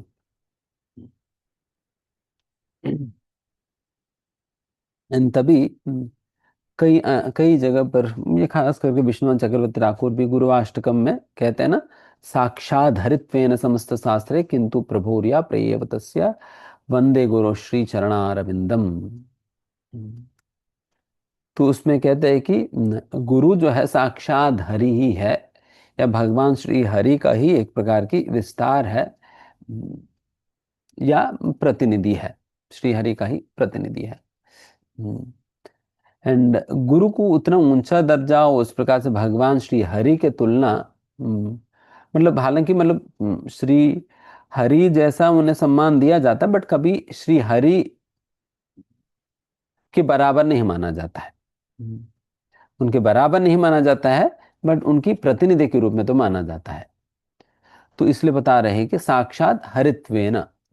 एंड इस प्रकार की बात जो है वो केवल मतलब ये सारे शास्त्रों में बारंबार कहा गया है। समस्त शास्त्रे साक्षात हरित्वेन समस्त शास्त्रे उक्तस्तद भावायत एव सद्भिः भाव्यत यत एव सद्भिः। उसमें कहते हैं कि श्री प्रभुपाद जी कि इसका मतलब केवल शास्त्र में ही नहीं बताए जा रहे, बल्कि सारे साधु जन भी यही बात घोषित कर रहे हैं बारंबार कि गुरु कोई साधारण नहीं है, भगवान श्री कृष्ण का ही प्रतिनिधि है करके वहां पर भी घोषित करते हैं। एंड क्यों गुरु को कृष्ण के प्रतिनिधि के रूप में गिना जा रहे हैं, उसका कारण अगले लाइन में बताते, किंतु क्योंकि प्रभोर्या प्रियवतस्य, किंतु प्रभोर्या प्रिय एव तस्य। क्योंकि गुरु जो है भगवान श्री कृष्ण के लिए अत्यंत घनिष्ठ है और प्रिय प्रिय है, प्रियजन। इसलिए गुरु को प्रियजन कहते हैं। प्रियजन मतलब very dear to the lord. And अभी एक संदर्भ में श्रील प्रभुपाद जी कहते हैं कि गुरु को इस प्रकार से प्रियजन क्यों कहा जाता है, इतना क्या क्यों है प्रियजन। तो उसका कारण प्रभुपाद जी कहते हैं, because guru is constantly trying to propagate the message of krishna and help krishna deliver the conditioned souls। ये प्रभुपाद जी कन्वर्सेशन में आता है। प्रभुपाद जी कन्वर्सेशन में आता है कि ये गुरु भगवान के लिए इतना घनिष्ठ कैसे हो गया। उसका कारण यही है क्योंकि गुरु निरंतर इस प्रकार से भगवान की जो मिशन में भगवान को योगदान दे रहे हैं। He is constantly participating in the mission of Krishna to expand the message, to expand the glories of Krishna, और to reach out the message of Krishna to the condition soul so that they can be delivered from the clutches of Maya. तो उस प्रकार से भगवान श्री कृष्ण का जो original mission है जीवों को तारण करने के, उस मिशन में गुरु कंटिन्यूसली योगदान देने के कारण गुरु बहुत ही घनिष्ठ हो गया भगवान के लिए।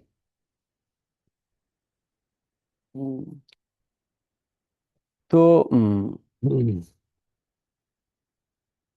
तो इसका मतलब प्रभुपाद जी के शब्दों के अनुसार देखा जाए, गुरु का मतलब ऐसा नहीं कि वो कोई जंगल वंगल में बैठकर माला वाला करने वाला। वो भी तो है, बट प्रभुपाद जी के शब्दों के अनुसार यदि देखा जाए तो बिल्कुल जो प्रभुपाद जी के जो मिशन में बिल्कुल जो लग कर इस प्रकार से सेवाओं को विस्तार करने का जो प्रयास कर रहे हैं, वो वो बहुत महत्वपूर्ण है। उस प्रकार से हम भी, तो हमारे लिए हमारा कर्तव्य क्या बनता है फिर, हमारा कर्तव्य ये बनता है हम अपने गुरु को हम सपोर्ट करें। उनकी जो मिशन है, प्रभुपाद जी के मिशन को आगे बढ़ाने का उद्देश्य उनकी है, और हमारा उद्देश्य क्या है, उस जो भी गुरु का मिशन है उस मिशन में हम उनको मदद करना या उनको सपोर्ट करना, उनकी सेवा करना। तो ये हमारा योगदान है गुरु के लिए।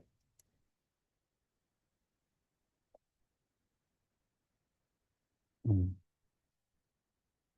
तो अभी आगे गुरु का वैसा दो दो रूप होते हैं। गुरु का दो रूप होते हैं, एक तो साधक रूप होता है, दूसरा सिद्ध रूप होता है। साधक रूप एंड दूसरा सिद्ध रूप होता है। जो साधक रूप है, जो कि मतलब जो साधारण दृष्टि से हमें जो दिखते हैं, हम्म,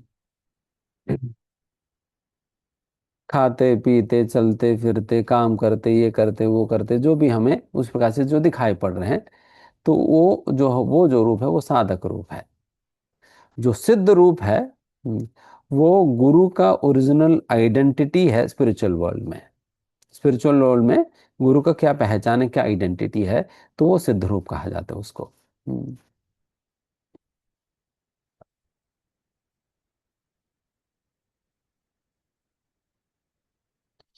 तो साधक रूप में यदि देखा जाए, देन फिर गुरु साधारण से ही लगते हैं।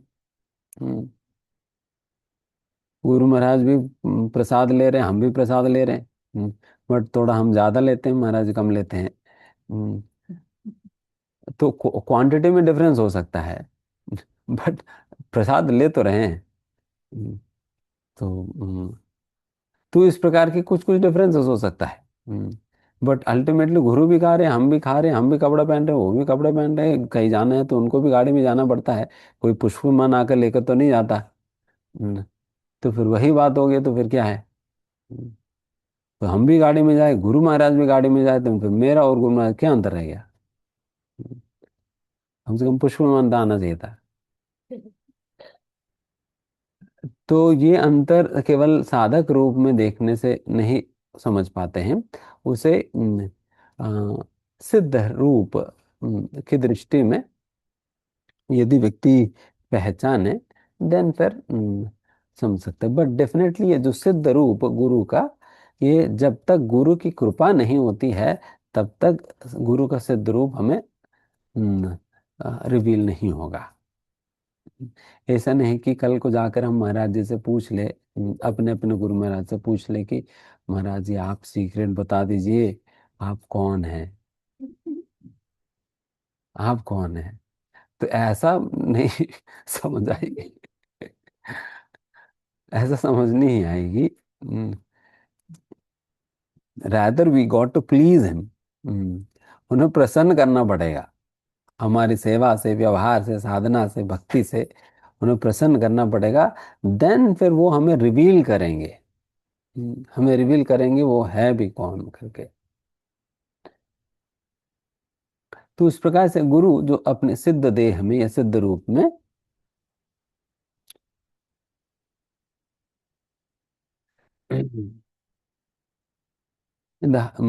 कहते हैं कि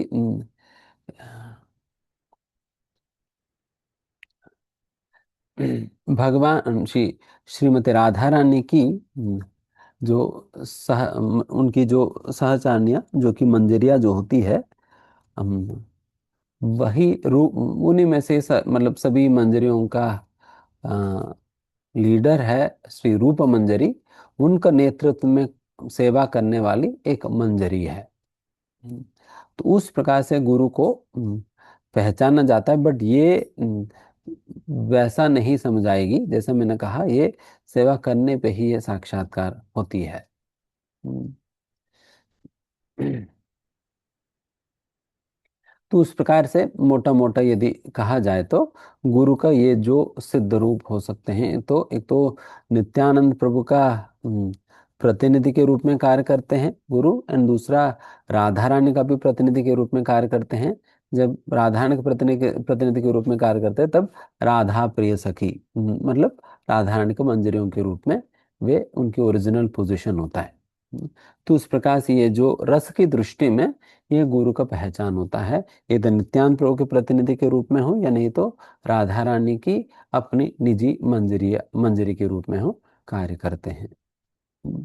तो इस प्रकार से ये गुरु का अपना एक पहचान है सिद्ध रूप में।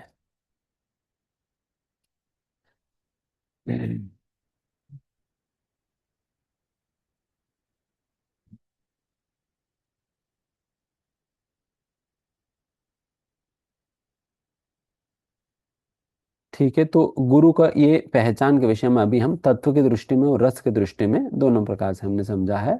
एक एक समराइज करके मैं बताता हूँ।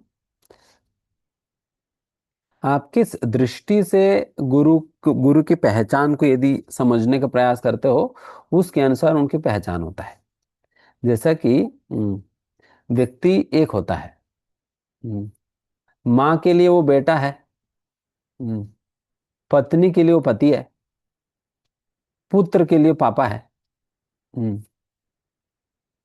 कंपनी में बॉस के लिए एम्प्लॉय है। भारत देश की दृष्टिकोण से देखा जाए तो वो सिटीजन, इंडियन सिटीजन है। व्यक्ति तो एक ही है। बट आप कौन सा दृष्टि से उनकी पहचान देखना चाहते हो, उसके अनुसार उनकी पहचान कभी इंडियन सिटीजन के रूप में, कभी बेटे के रूप में, कभी पापा के रूप में, कभी पति के रूप में, कभी एम्प्लॉय के रूप में, ये सारा रोल्स बदल जाता है, बट व्यक्ति तो एक ही है। उसी प्रकार से ही यदि एक शिष्य की दृष्टि से देखा जाए, गुरु को हमें अभी साक्षात हरित्वेन के रूप में देखना चाहिए। भगवान की, भगवान श्री हरि की प्रतिनिधि के रूप में देखना चाहिए। वही भगवान गुरु को कैसे देखते हैं? भगवान गुरु को प्रियजन के रूप में देखते हैं। ये मेरी बहुत ही क्लोज व्यक्ति है करके, प्रियजन। इसलिए कहते हैं ना, गुरु की प्रणाम मंत्र में क्या कहते हैं? कृष्ण प्रेष्ठाय भूतले। One is very very close to Krishna. प्रेष्ठा मतलब बहुत ही क्लोज है भगवान श्री कृष्ण के लिए। तो उस प्रकार से एंड वही एक गुरु की क्या कर्तव्य है। अगर इधर कर्तव्य की दृष्टि से अगर गुरु को देखा जाए, देन गुरु क्या करते हैं? सेवा करते हैं। तो इसलिए सेवक भगवान है। अगर सेवा की दृष्टि मतलब उनकी फंक्शन के दृष्टि से देखा जाए तो सेवक भगवान है गुरु। एंड वही एक बहुत ही रस की दृष्टि से देखा जाए तो देन, जैसे मैंने कहा, राधा प्रिय जन, राधा रानी का अपना मंजरी है। तो उस प्रकार से देखा जा सकता है। और गुरु की प्रतिनिधि, या नित्यानंद प्रभु की प्रतिनिधि के रूप में भी देखा जाता है। ठीक है, यहाँ तक सब।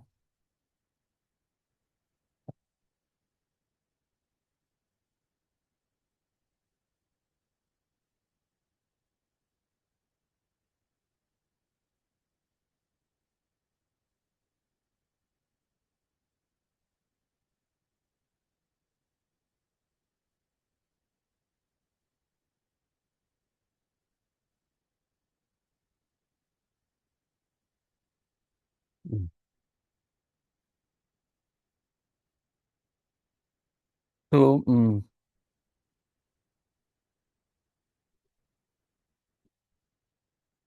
तो फिर लास्टली हम आज की सत्र में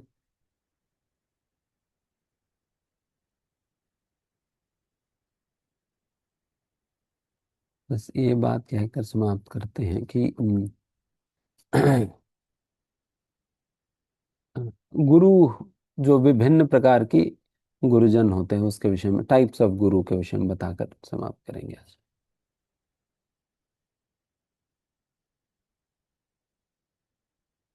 प्रतिनिधि मतलब रिप्रेजेंटेटिव होते हैं।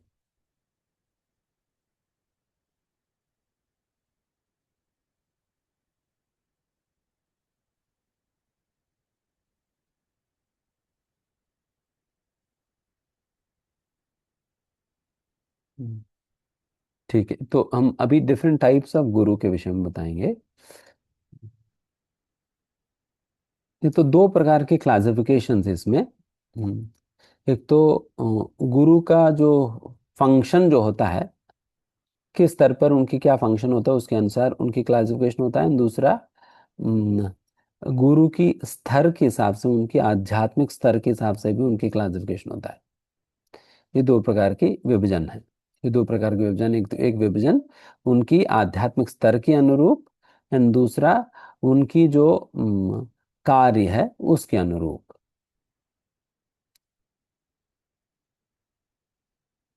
अभी फंक्शन के हिसाब से या उनकी कर्तव्य कार्यों के हिसाब से यदि देखा जाए, तीन प्रकार का गुरुजन होते हैं। एक तो वर्त्म प्रदर्शक गुरु, दीक्षा गुरु और शिक्षा गुरु होते हैं, जो कि आप में से कई लोग सुने भी होंगे अभी तक। तो वर्त्म प्रदर्शक गुरु, शिक्षा गुरु और दीक्षा गुरु। वर्त्म प्रदर्शक गुरु वे है जो कि आपको आध्यात्मिक जीवन से परिचय कराया है। भक्ति से जिसने जिन्होंने आपको भक्ति में इंट्रोड्यूस किया हुआ है, वो वर्त्म प्रदर्शक गुरु कहा जाता है। मतलब मार्ग दिखलाने वाले गुरु।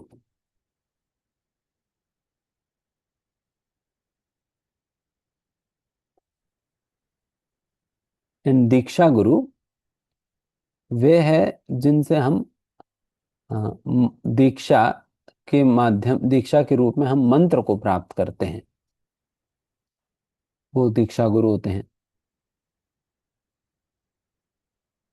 एंड ये इन्हीं दीक्षा गुरु के माध्यम से हम हमारी जो गुरु परंपरा के साथ जो फॉर्मल कनेक्शन है वो जुड़ जाता है। एंड गौड़ी सिद्धांत में मतलब एक ही दीक्षा गुरु होते हैं।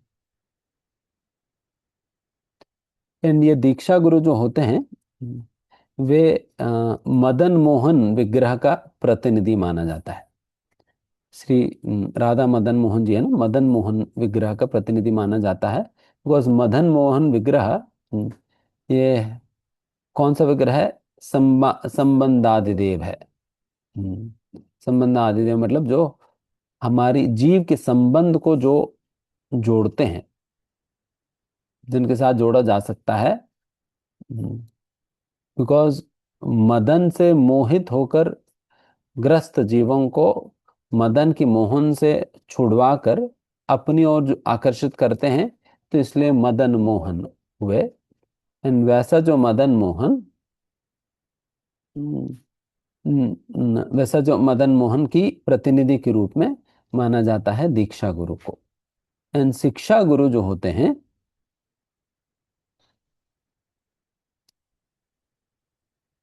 ये अनेक हो सकते हैं, जो कि जिनकी माध्यम से हमें शिक्षाएं प्राप्त होते हैं। भजन के संबंध में, भजन किस प्रकार से करनी चाहिए, फिलॉसफी क्या है, धाम क्या है, भगवान के नाम क्या है, तो नाम कैसे लेनी चाहिए, हमें कौन सा नीति नियमों का पालन करनी चाहिए। तो इस प्रकार से इन सारा शिक्षाओं को जिनसे हम प्राप्त करते हैं, उन्हें शिक्षा गुरु कहा जाता है। एंड उस प्रकार से एक शिष्य को अनेक प्रकार के शिक्षा गुरु हो सकते हैं। दीक्षा गुरु तो एक ही होते हैं, शिक्षा गुरु तो अनेक हो सकते हैं। एंड गौड़ी सिद्धांत के अनुसार यह महत्वपूर्ण बात यह है कि दीक्षा गुरु और शिक्षा गुरु को दोनों को एक समान माना जाता है।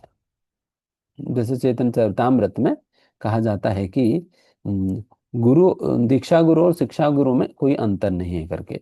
बट यहाँ पर शिक्षा गुरु कौन होते हैं, तो इसको समझना थोड़ा सा अनिवार्य है। शिक्षा गुरु मतलब हर कोई जिनसे हम प्रवचन सुन रहे हैं वो सभी शिक्षा गुरु नहीं हो जाते हैं। कई बार लोग कहते प्रभु जी शिक्षा, अब शिक्षा गुरु हो, ये हो वो हो करके कई बार लोग काउंसलर्स को भी शिक्षा गुरु कहने लग जाते हैं।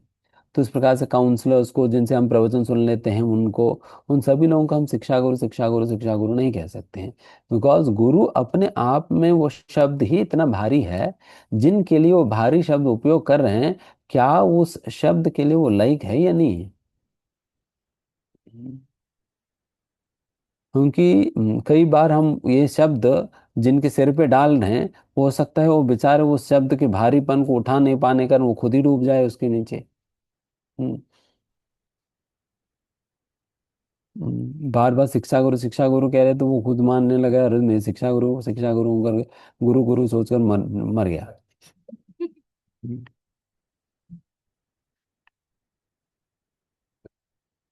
तो ये हो जाएगी, बिकॉज बहुत भारी है। उसे मतलब इतना आसान नहीं है गुरु की पोजीशन को उठा पाना, गुरु की रिस्पॉन्सिबिलिटी को उठाना। ये हर किसी की बात, बस की बात नहीं है। हमें लग सकता है गुरु महाराज तो क्या कर रहे हैं, वो माला ही तो पकड़ाते हैं। हम्म, महाराज तो पकड़ा देते हैं और नाम दे दे रहे हैं, बस इतना ही तो कर रहे हैं, और क्या कर रहे हैं। बट गुरु बहुत कुछ कर रहे हैं, हमें पता भी नहीं है। हम्म, तो वो सारे चीजें हम लोगों को कर पाना या कोई भी साधारण जीव के कर पाना बहुत मुश्किल है। तो इसलिए जो ये बहुत ही हेवी हेवी रिस्पॉन्सिबिलिटी है गुरु। बिकॉज लिटरली एक जीव का रिस्पॉन्सिबिलिटी हम अपने सिर पे ले रहे हैं, उठा रहे हैं गुरु। हम्म, तो ये बहुत हैवी हैवी रिस्पॉन्सिबिलिटी है। तो इसलिए हर कोई इस प्रकार से, हर किसी के लिए गुरु का शब्द उपयोग की नहीं जा सकती है। इसलिए किसी को भी बहुत ही चीपली आप ये गुरु, ये मेरे गुरु है, ये मेरे गुरु है करके आप न, नहीं कहना चाहिए। जिनको पता होता है ये गुरु शब्द के भारीपन के विषय में, उनको तो लगता है कि ये मेरी बेइज्जती कर रहा है। हम्म, अगर आप उनको दिखाकर आप कहे कि ये गुरु है, तो उनको लगता है ये मेरे मजाक उड़ा रहे हैं। उनको पता है कि मैं गुरु हो नहीं सकता, फिर मेरे को गुरु कहते जा रहे, तो उस प्रकार से भी अपराध हो जाएगी। तो तो बेहतर इस प्रकार के अपराध अपराध सारा करने की क्या अवस्था है। तो रादर जिनकी जो औकात है उनकी अपनी औकात में रहने दो। तो इसका मतलब ये हुआ, इसका क्लैरिटी हमें आचार्य देते हैं, जैसा परम पूज्य लोकनाथ स्वामी महाराज भी, परम पूज्य गोपाल कृष्ण गोस्वामी महाराज भी ये बात कहते हैं कि देखिए मतलब आजकल हर किसी काउंसलर को भी लोग जो है शिक्षा गुरु शिक्षा गुरु शिक्षा गुरु करके कहते जा रहे हैं। बट ये ऐसा नहीं है। बिकॉज आप कैसे एक काउंसलर को आप दीक्षा गुरु के साथ आप साथ बिठा सकते हो, मतलब एक एक दोनों एक समान करके कहा जा रहा है, तो उन्हें आप एक समान स्तर पर बिठा भी नहीं सकते। दे कैसे सकते हैं गुरु, मतलब काउंसलर भी तो कौन है, वो तो शिष्य ही तो उनका। हम्म, तो उनको तो बहुत लज्जा लगेगा गुरु के सामने उनको उस प्रकार की यदि सम्मान देकर अगर कोई बोलता है तो उनको बहुत लज्जा लगेगा, अगर वो जेन्युइन है तो। हम्म, तो इसमें यही है कि शिक्षा गुरु के संबंध में बताते हैं कि शिक्षा गुरु वही लोग, उन्हीं लोगों को शिक्षा गुरु के स्तर पे देखा जा सकता है, गिना जा सकता है, जो कि गुरु गुरु का ही गुरु भाई है। गुरु का ही गुरु भाई है, जैसा कि मान लीजिए कि प्रभुपाद डिसाइपल्स है। हम्म, उनको शिक्षा गुरु गुरुओं के रूप में देखा जा सकता है। उनको शिक्षा गुरुओं के रूप में देखा जा सकता है, ना कि कोई इधर उधर मतलब इधर उधर के काउंसलर को, मेंटर्स को वगैरह शिक्षा गुरु नहीं कहना चाहिए। इतना चीप नहीं बना देना गुरु शब्द को। हम्म, उसके भारीपन को बनाकर रखिएगा। हम्म, उसके भारीपन को बनाकर रखिए। एंड गुरु तो उस प्रकार से वैसा लोग नहीं हो सकते हैं। रादर उनको हम काउंसलर मतलब काउंसलर ही कहें, मेंटर मतलब मेंटर ही कहें। बट उनको कभी शिक्षा गुरु ये वो नहीं कहना। और शिक्षा गुरुओं के रूप में उनको देखा जा सकता है जो कि गुरु के गुरु भाई भाई है या गुरु के स्तर के लोग हैं। हम्म, गुरु के समान स्तर के कोई सन्यासी है या गुरु के गुरु भाई है, तो उस प्रकार के लोगों को हम शिक्षा गुरुओं के रूप में देख सकते हैं। ठीक है। तो ये थोड़ा सा हल्का चर्चा है दीक्षा गुरु शिक्षा गुरु के संबंध में। उसके विषय में और हम कल चर्चा करके आगे बढ़ेंगे। ठीक है, यहाँ समाप्त करते हैं। धन्यवाद।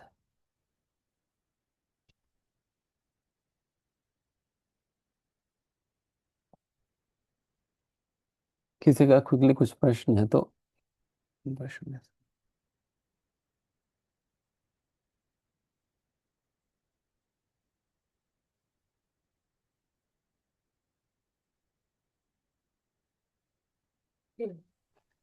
हरे कृष्णा प्रभु जी। हाँ।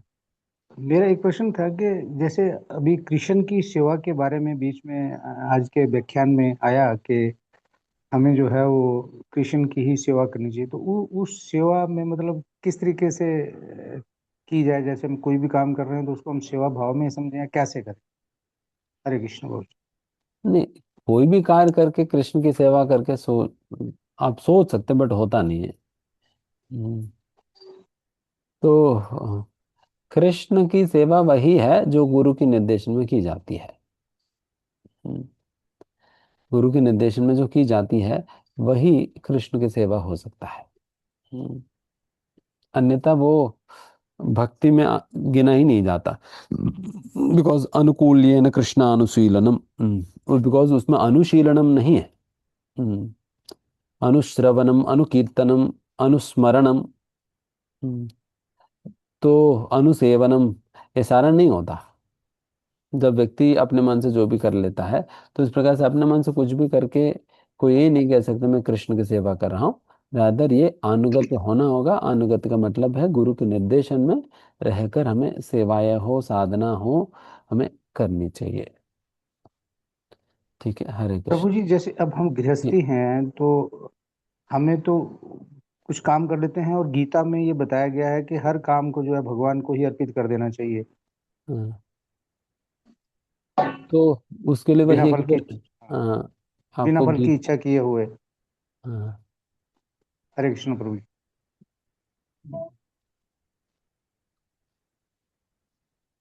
तो भक्ति में विभिन्न स्तर है, जो भगवान गीता की 12वें अध्याय में जो कहते हैं।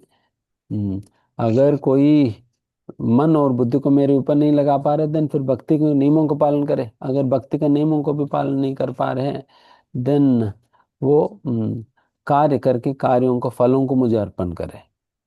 तो यहाँ पर आप कृष्ण की सेवा इस प्रकार से कर पाओगे, जब आप जो भी कार्य करो वो कार्य करके उसके फल कृष्ण को देना होगा। अगर फल हमने खा लिया, देन फिर कृष्ण की सेवा कैसे होगी? ये केवल भावनाओं से नहीं होगी। कृष्ण की सेवा में प्रैक्टिकली हमें देना पड़ेगा। तब जाकर होगी। ठीक है, हरे कृष्ण। हरे कृष्ण प्रभु जी। धन्यवाद। नेक्स्ट। प्रभु जी दंड प्रणाम। प्रभु जी आपने बताया था कि जो मर्सी होल्डिंग कैपेसिटी हमारी वो कम है। मतलब पात्र है हमारे पास, पर उसमें छेद है। प्रभु जी, तो पात्र कैसे हम मजबूत कर सकते हैं कि कृपा प्राप्त कर सके? हाँ, पात्र या पात्रता, ये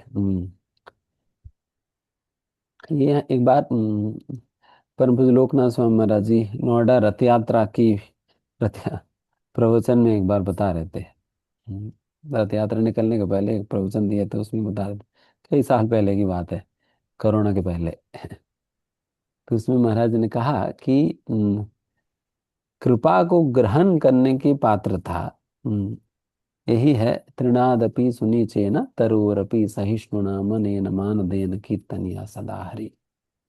हम्म, यही है कृपा को ग्रहण करने की पात्रता। इसमें जो 4 गुण कहा गया है, ये 4 गुण ही हमारा कृपा ग्रहण करने की पात्रता को निर्धारित करता है। हम्म, हमारी पात्रता को निर्धारित करता है। तो ये 4 गुण में यदि हमारा छेद है, देन फिर बर्तन में छेद होगा। हम्म, बर्तन में छेद होगा, देन फिर वो निकल जाएगी। तो इसलिए अगर बर्तन को बर्तन में जितने भी छेद सारा भरना है, तो देन फिर ये त्रिनादपि सुनचेना, humility, tolerance, respecting others and not respecting oneself, not expecting respect for oneself, ये 4 गुणों को व्यक्ति 4 गुणों पे व्यक्ति को काम करना होगा। उससे ये मर्सी होल्डिंग कैपेसिटी जो है वो बढ़ जाता है। हम्म, ठीक है। जी, थैंक यू सो मच प्रभु जी। हरे कृष्णा। यस, यस माता जी। हाँ, let me- हरे कृष्णा प्रभु। प्रभु जी, आपने ना बीच में आप एक्सप्लेन कर रहे थे एक साधक स्तर। आपने पहले बताया कि आध्यात्मिक स्तर पे वो गुरु के 2 रूप बताए, साधक और सिद्ध रूप में। फिर आप एक बता रहे थे आश्रय, और दूसरा एक और मैं कैश नहीं कर पाई। Can you repeat sir? हाँ, आश्रय। आश्रय विग्रह और विषय विग्रह। विषय विग्रह ये कृष्ण होते हैं और आश्रय विग्रह गुरु होते हैं। थैंक यू विषय प्रभु जी। हाँ, हाँ जी। विषय विग्रह मतलब ऑब्जेक्ट ऑफ सर्विस है, एंड आश्रय विग्रह मतलब एबोर्ड ऑफ सर्विस है। हाँ जी, दैट वाज क्लियर। ओनली विषय विग्रह I could note down, so thank oh, you, thank okay, Hare Krishna. Okay. Hare Krishna प्रभु जी, दंडवत प्रणाम।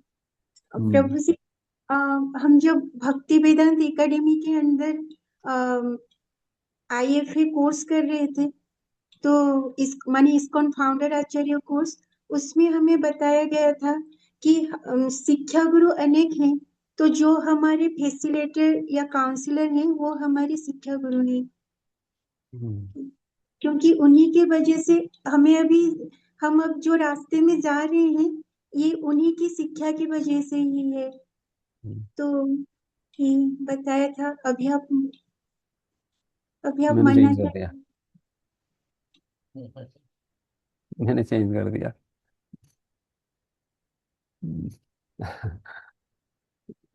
डेफिनेटली कई लोगों का शुरुआत में इसी प्रकार का धारणा रहता है जो कि गलत है।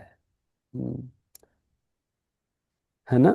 जो कि गलत है। तो एक्चुअल अंडरस्टैंडिंग जो जिसको परम पूज्य लोकनाथ स्वामी महाराज भी हैं, परम पूज्य गोपाल कृष्ण गोस्वामी महाराज दोनों ही प्रमाणित करते हैं, वो वही है जो मैंने अभी बताया है।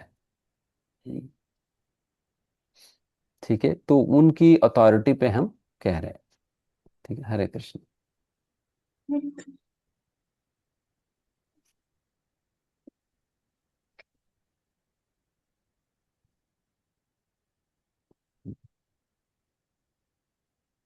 यस, वरदानी माता जी। हरे कृष्ण प्रभु। हरे कृष्ण। हाँ प्रभु, प्रभु आपने गुरु किसी इसमें श्रेष्ठ है कल के बोल के एक लाइन श्लोका कोट किए थे प्रभु जी, श्लोका ने कोट किए थे ना प्रभु जी, तत्सुख सुखितम। तो वो श्लोक किधर मिलता है प्रभु जी हमको? किस पुराण में मिलते हैं हमको? मतलब ये जो मैंने तत्सुख सुखित्वम ये जो शब्द उपयोग किया वो तो नारद भक्ति सूत्र से है। हम्म, ठीक है प्रभु जी, नारद भक्ति सूत्र प्रभु जी। हम्म, हाँ, वहां से मैंने बताया। प्रभु जी, thank you. Hare Krishna. Okay, quickly, yes, Govind Rai दास।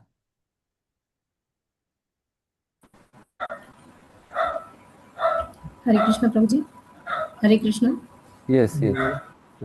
प्रभु जी। फिर काउंसलर को कैसे लेना चाहिए? मतलब काउंसलर को जैसे मैंने कहा, आप सिंपल शिक्षा काउंसलर को काउंसलर ही कहिए, मेंटर को मेंटर कहिए। जैसे रिस्पेक्ट उनके सारी उन्हीं के आदेश पालन करने होते हैं मतलब। हाँ, डेफिनेटली काउंसलर को गुरु की प्रतिनिधि के रूप में देखना है। काउंसलर को गुरु की प्रतिनिधि के रूप में देख सकते हैं, बट गुरु के समान तो नहीं देखा जा सकता है ना, बिकॉज वो भी तो गुरु का शिष्य है। जी, क्योंकि तो पूछ के उनको तो तो नहीं बुरा सकते। लगेगा, अगर मतलब सही में अगर कहा जाए तो, अगर उनको गुरु जैसा आप रिस्पेक्ट देने लगेंगे वो बहुत बुरा लगेगा। हम्म, जी जी, मतलब उनको गुरु का प्रतिनिधि मानकर उनके आदेशों का पालन करना, निर्देशन में उन्हीं के चलना है। और गुरु के समान वैसा नहीं करना चाहिए, गुरु नहीं हाँ कहना है। ना, यस। जी, थैंक यू प्रभु जी। हरे कृष्ण। ओके, हरे कृष्ण। तो वो ऐसा ले लेंगे। ठीक, हरे कृष्ण। शिल प्रभुपाद की जय।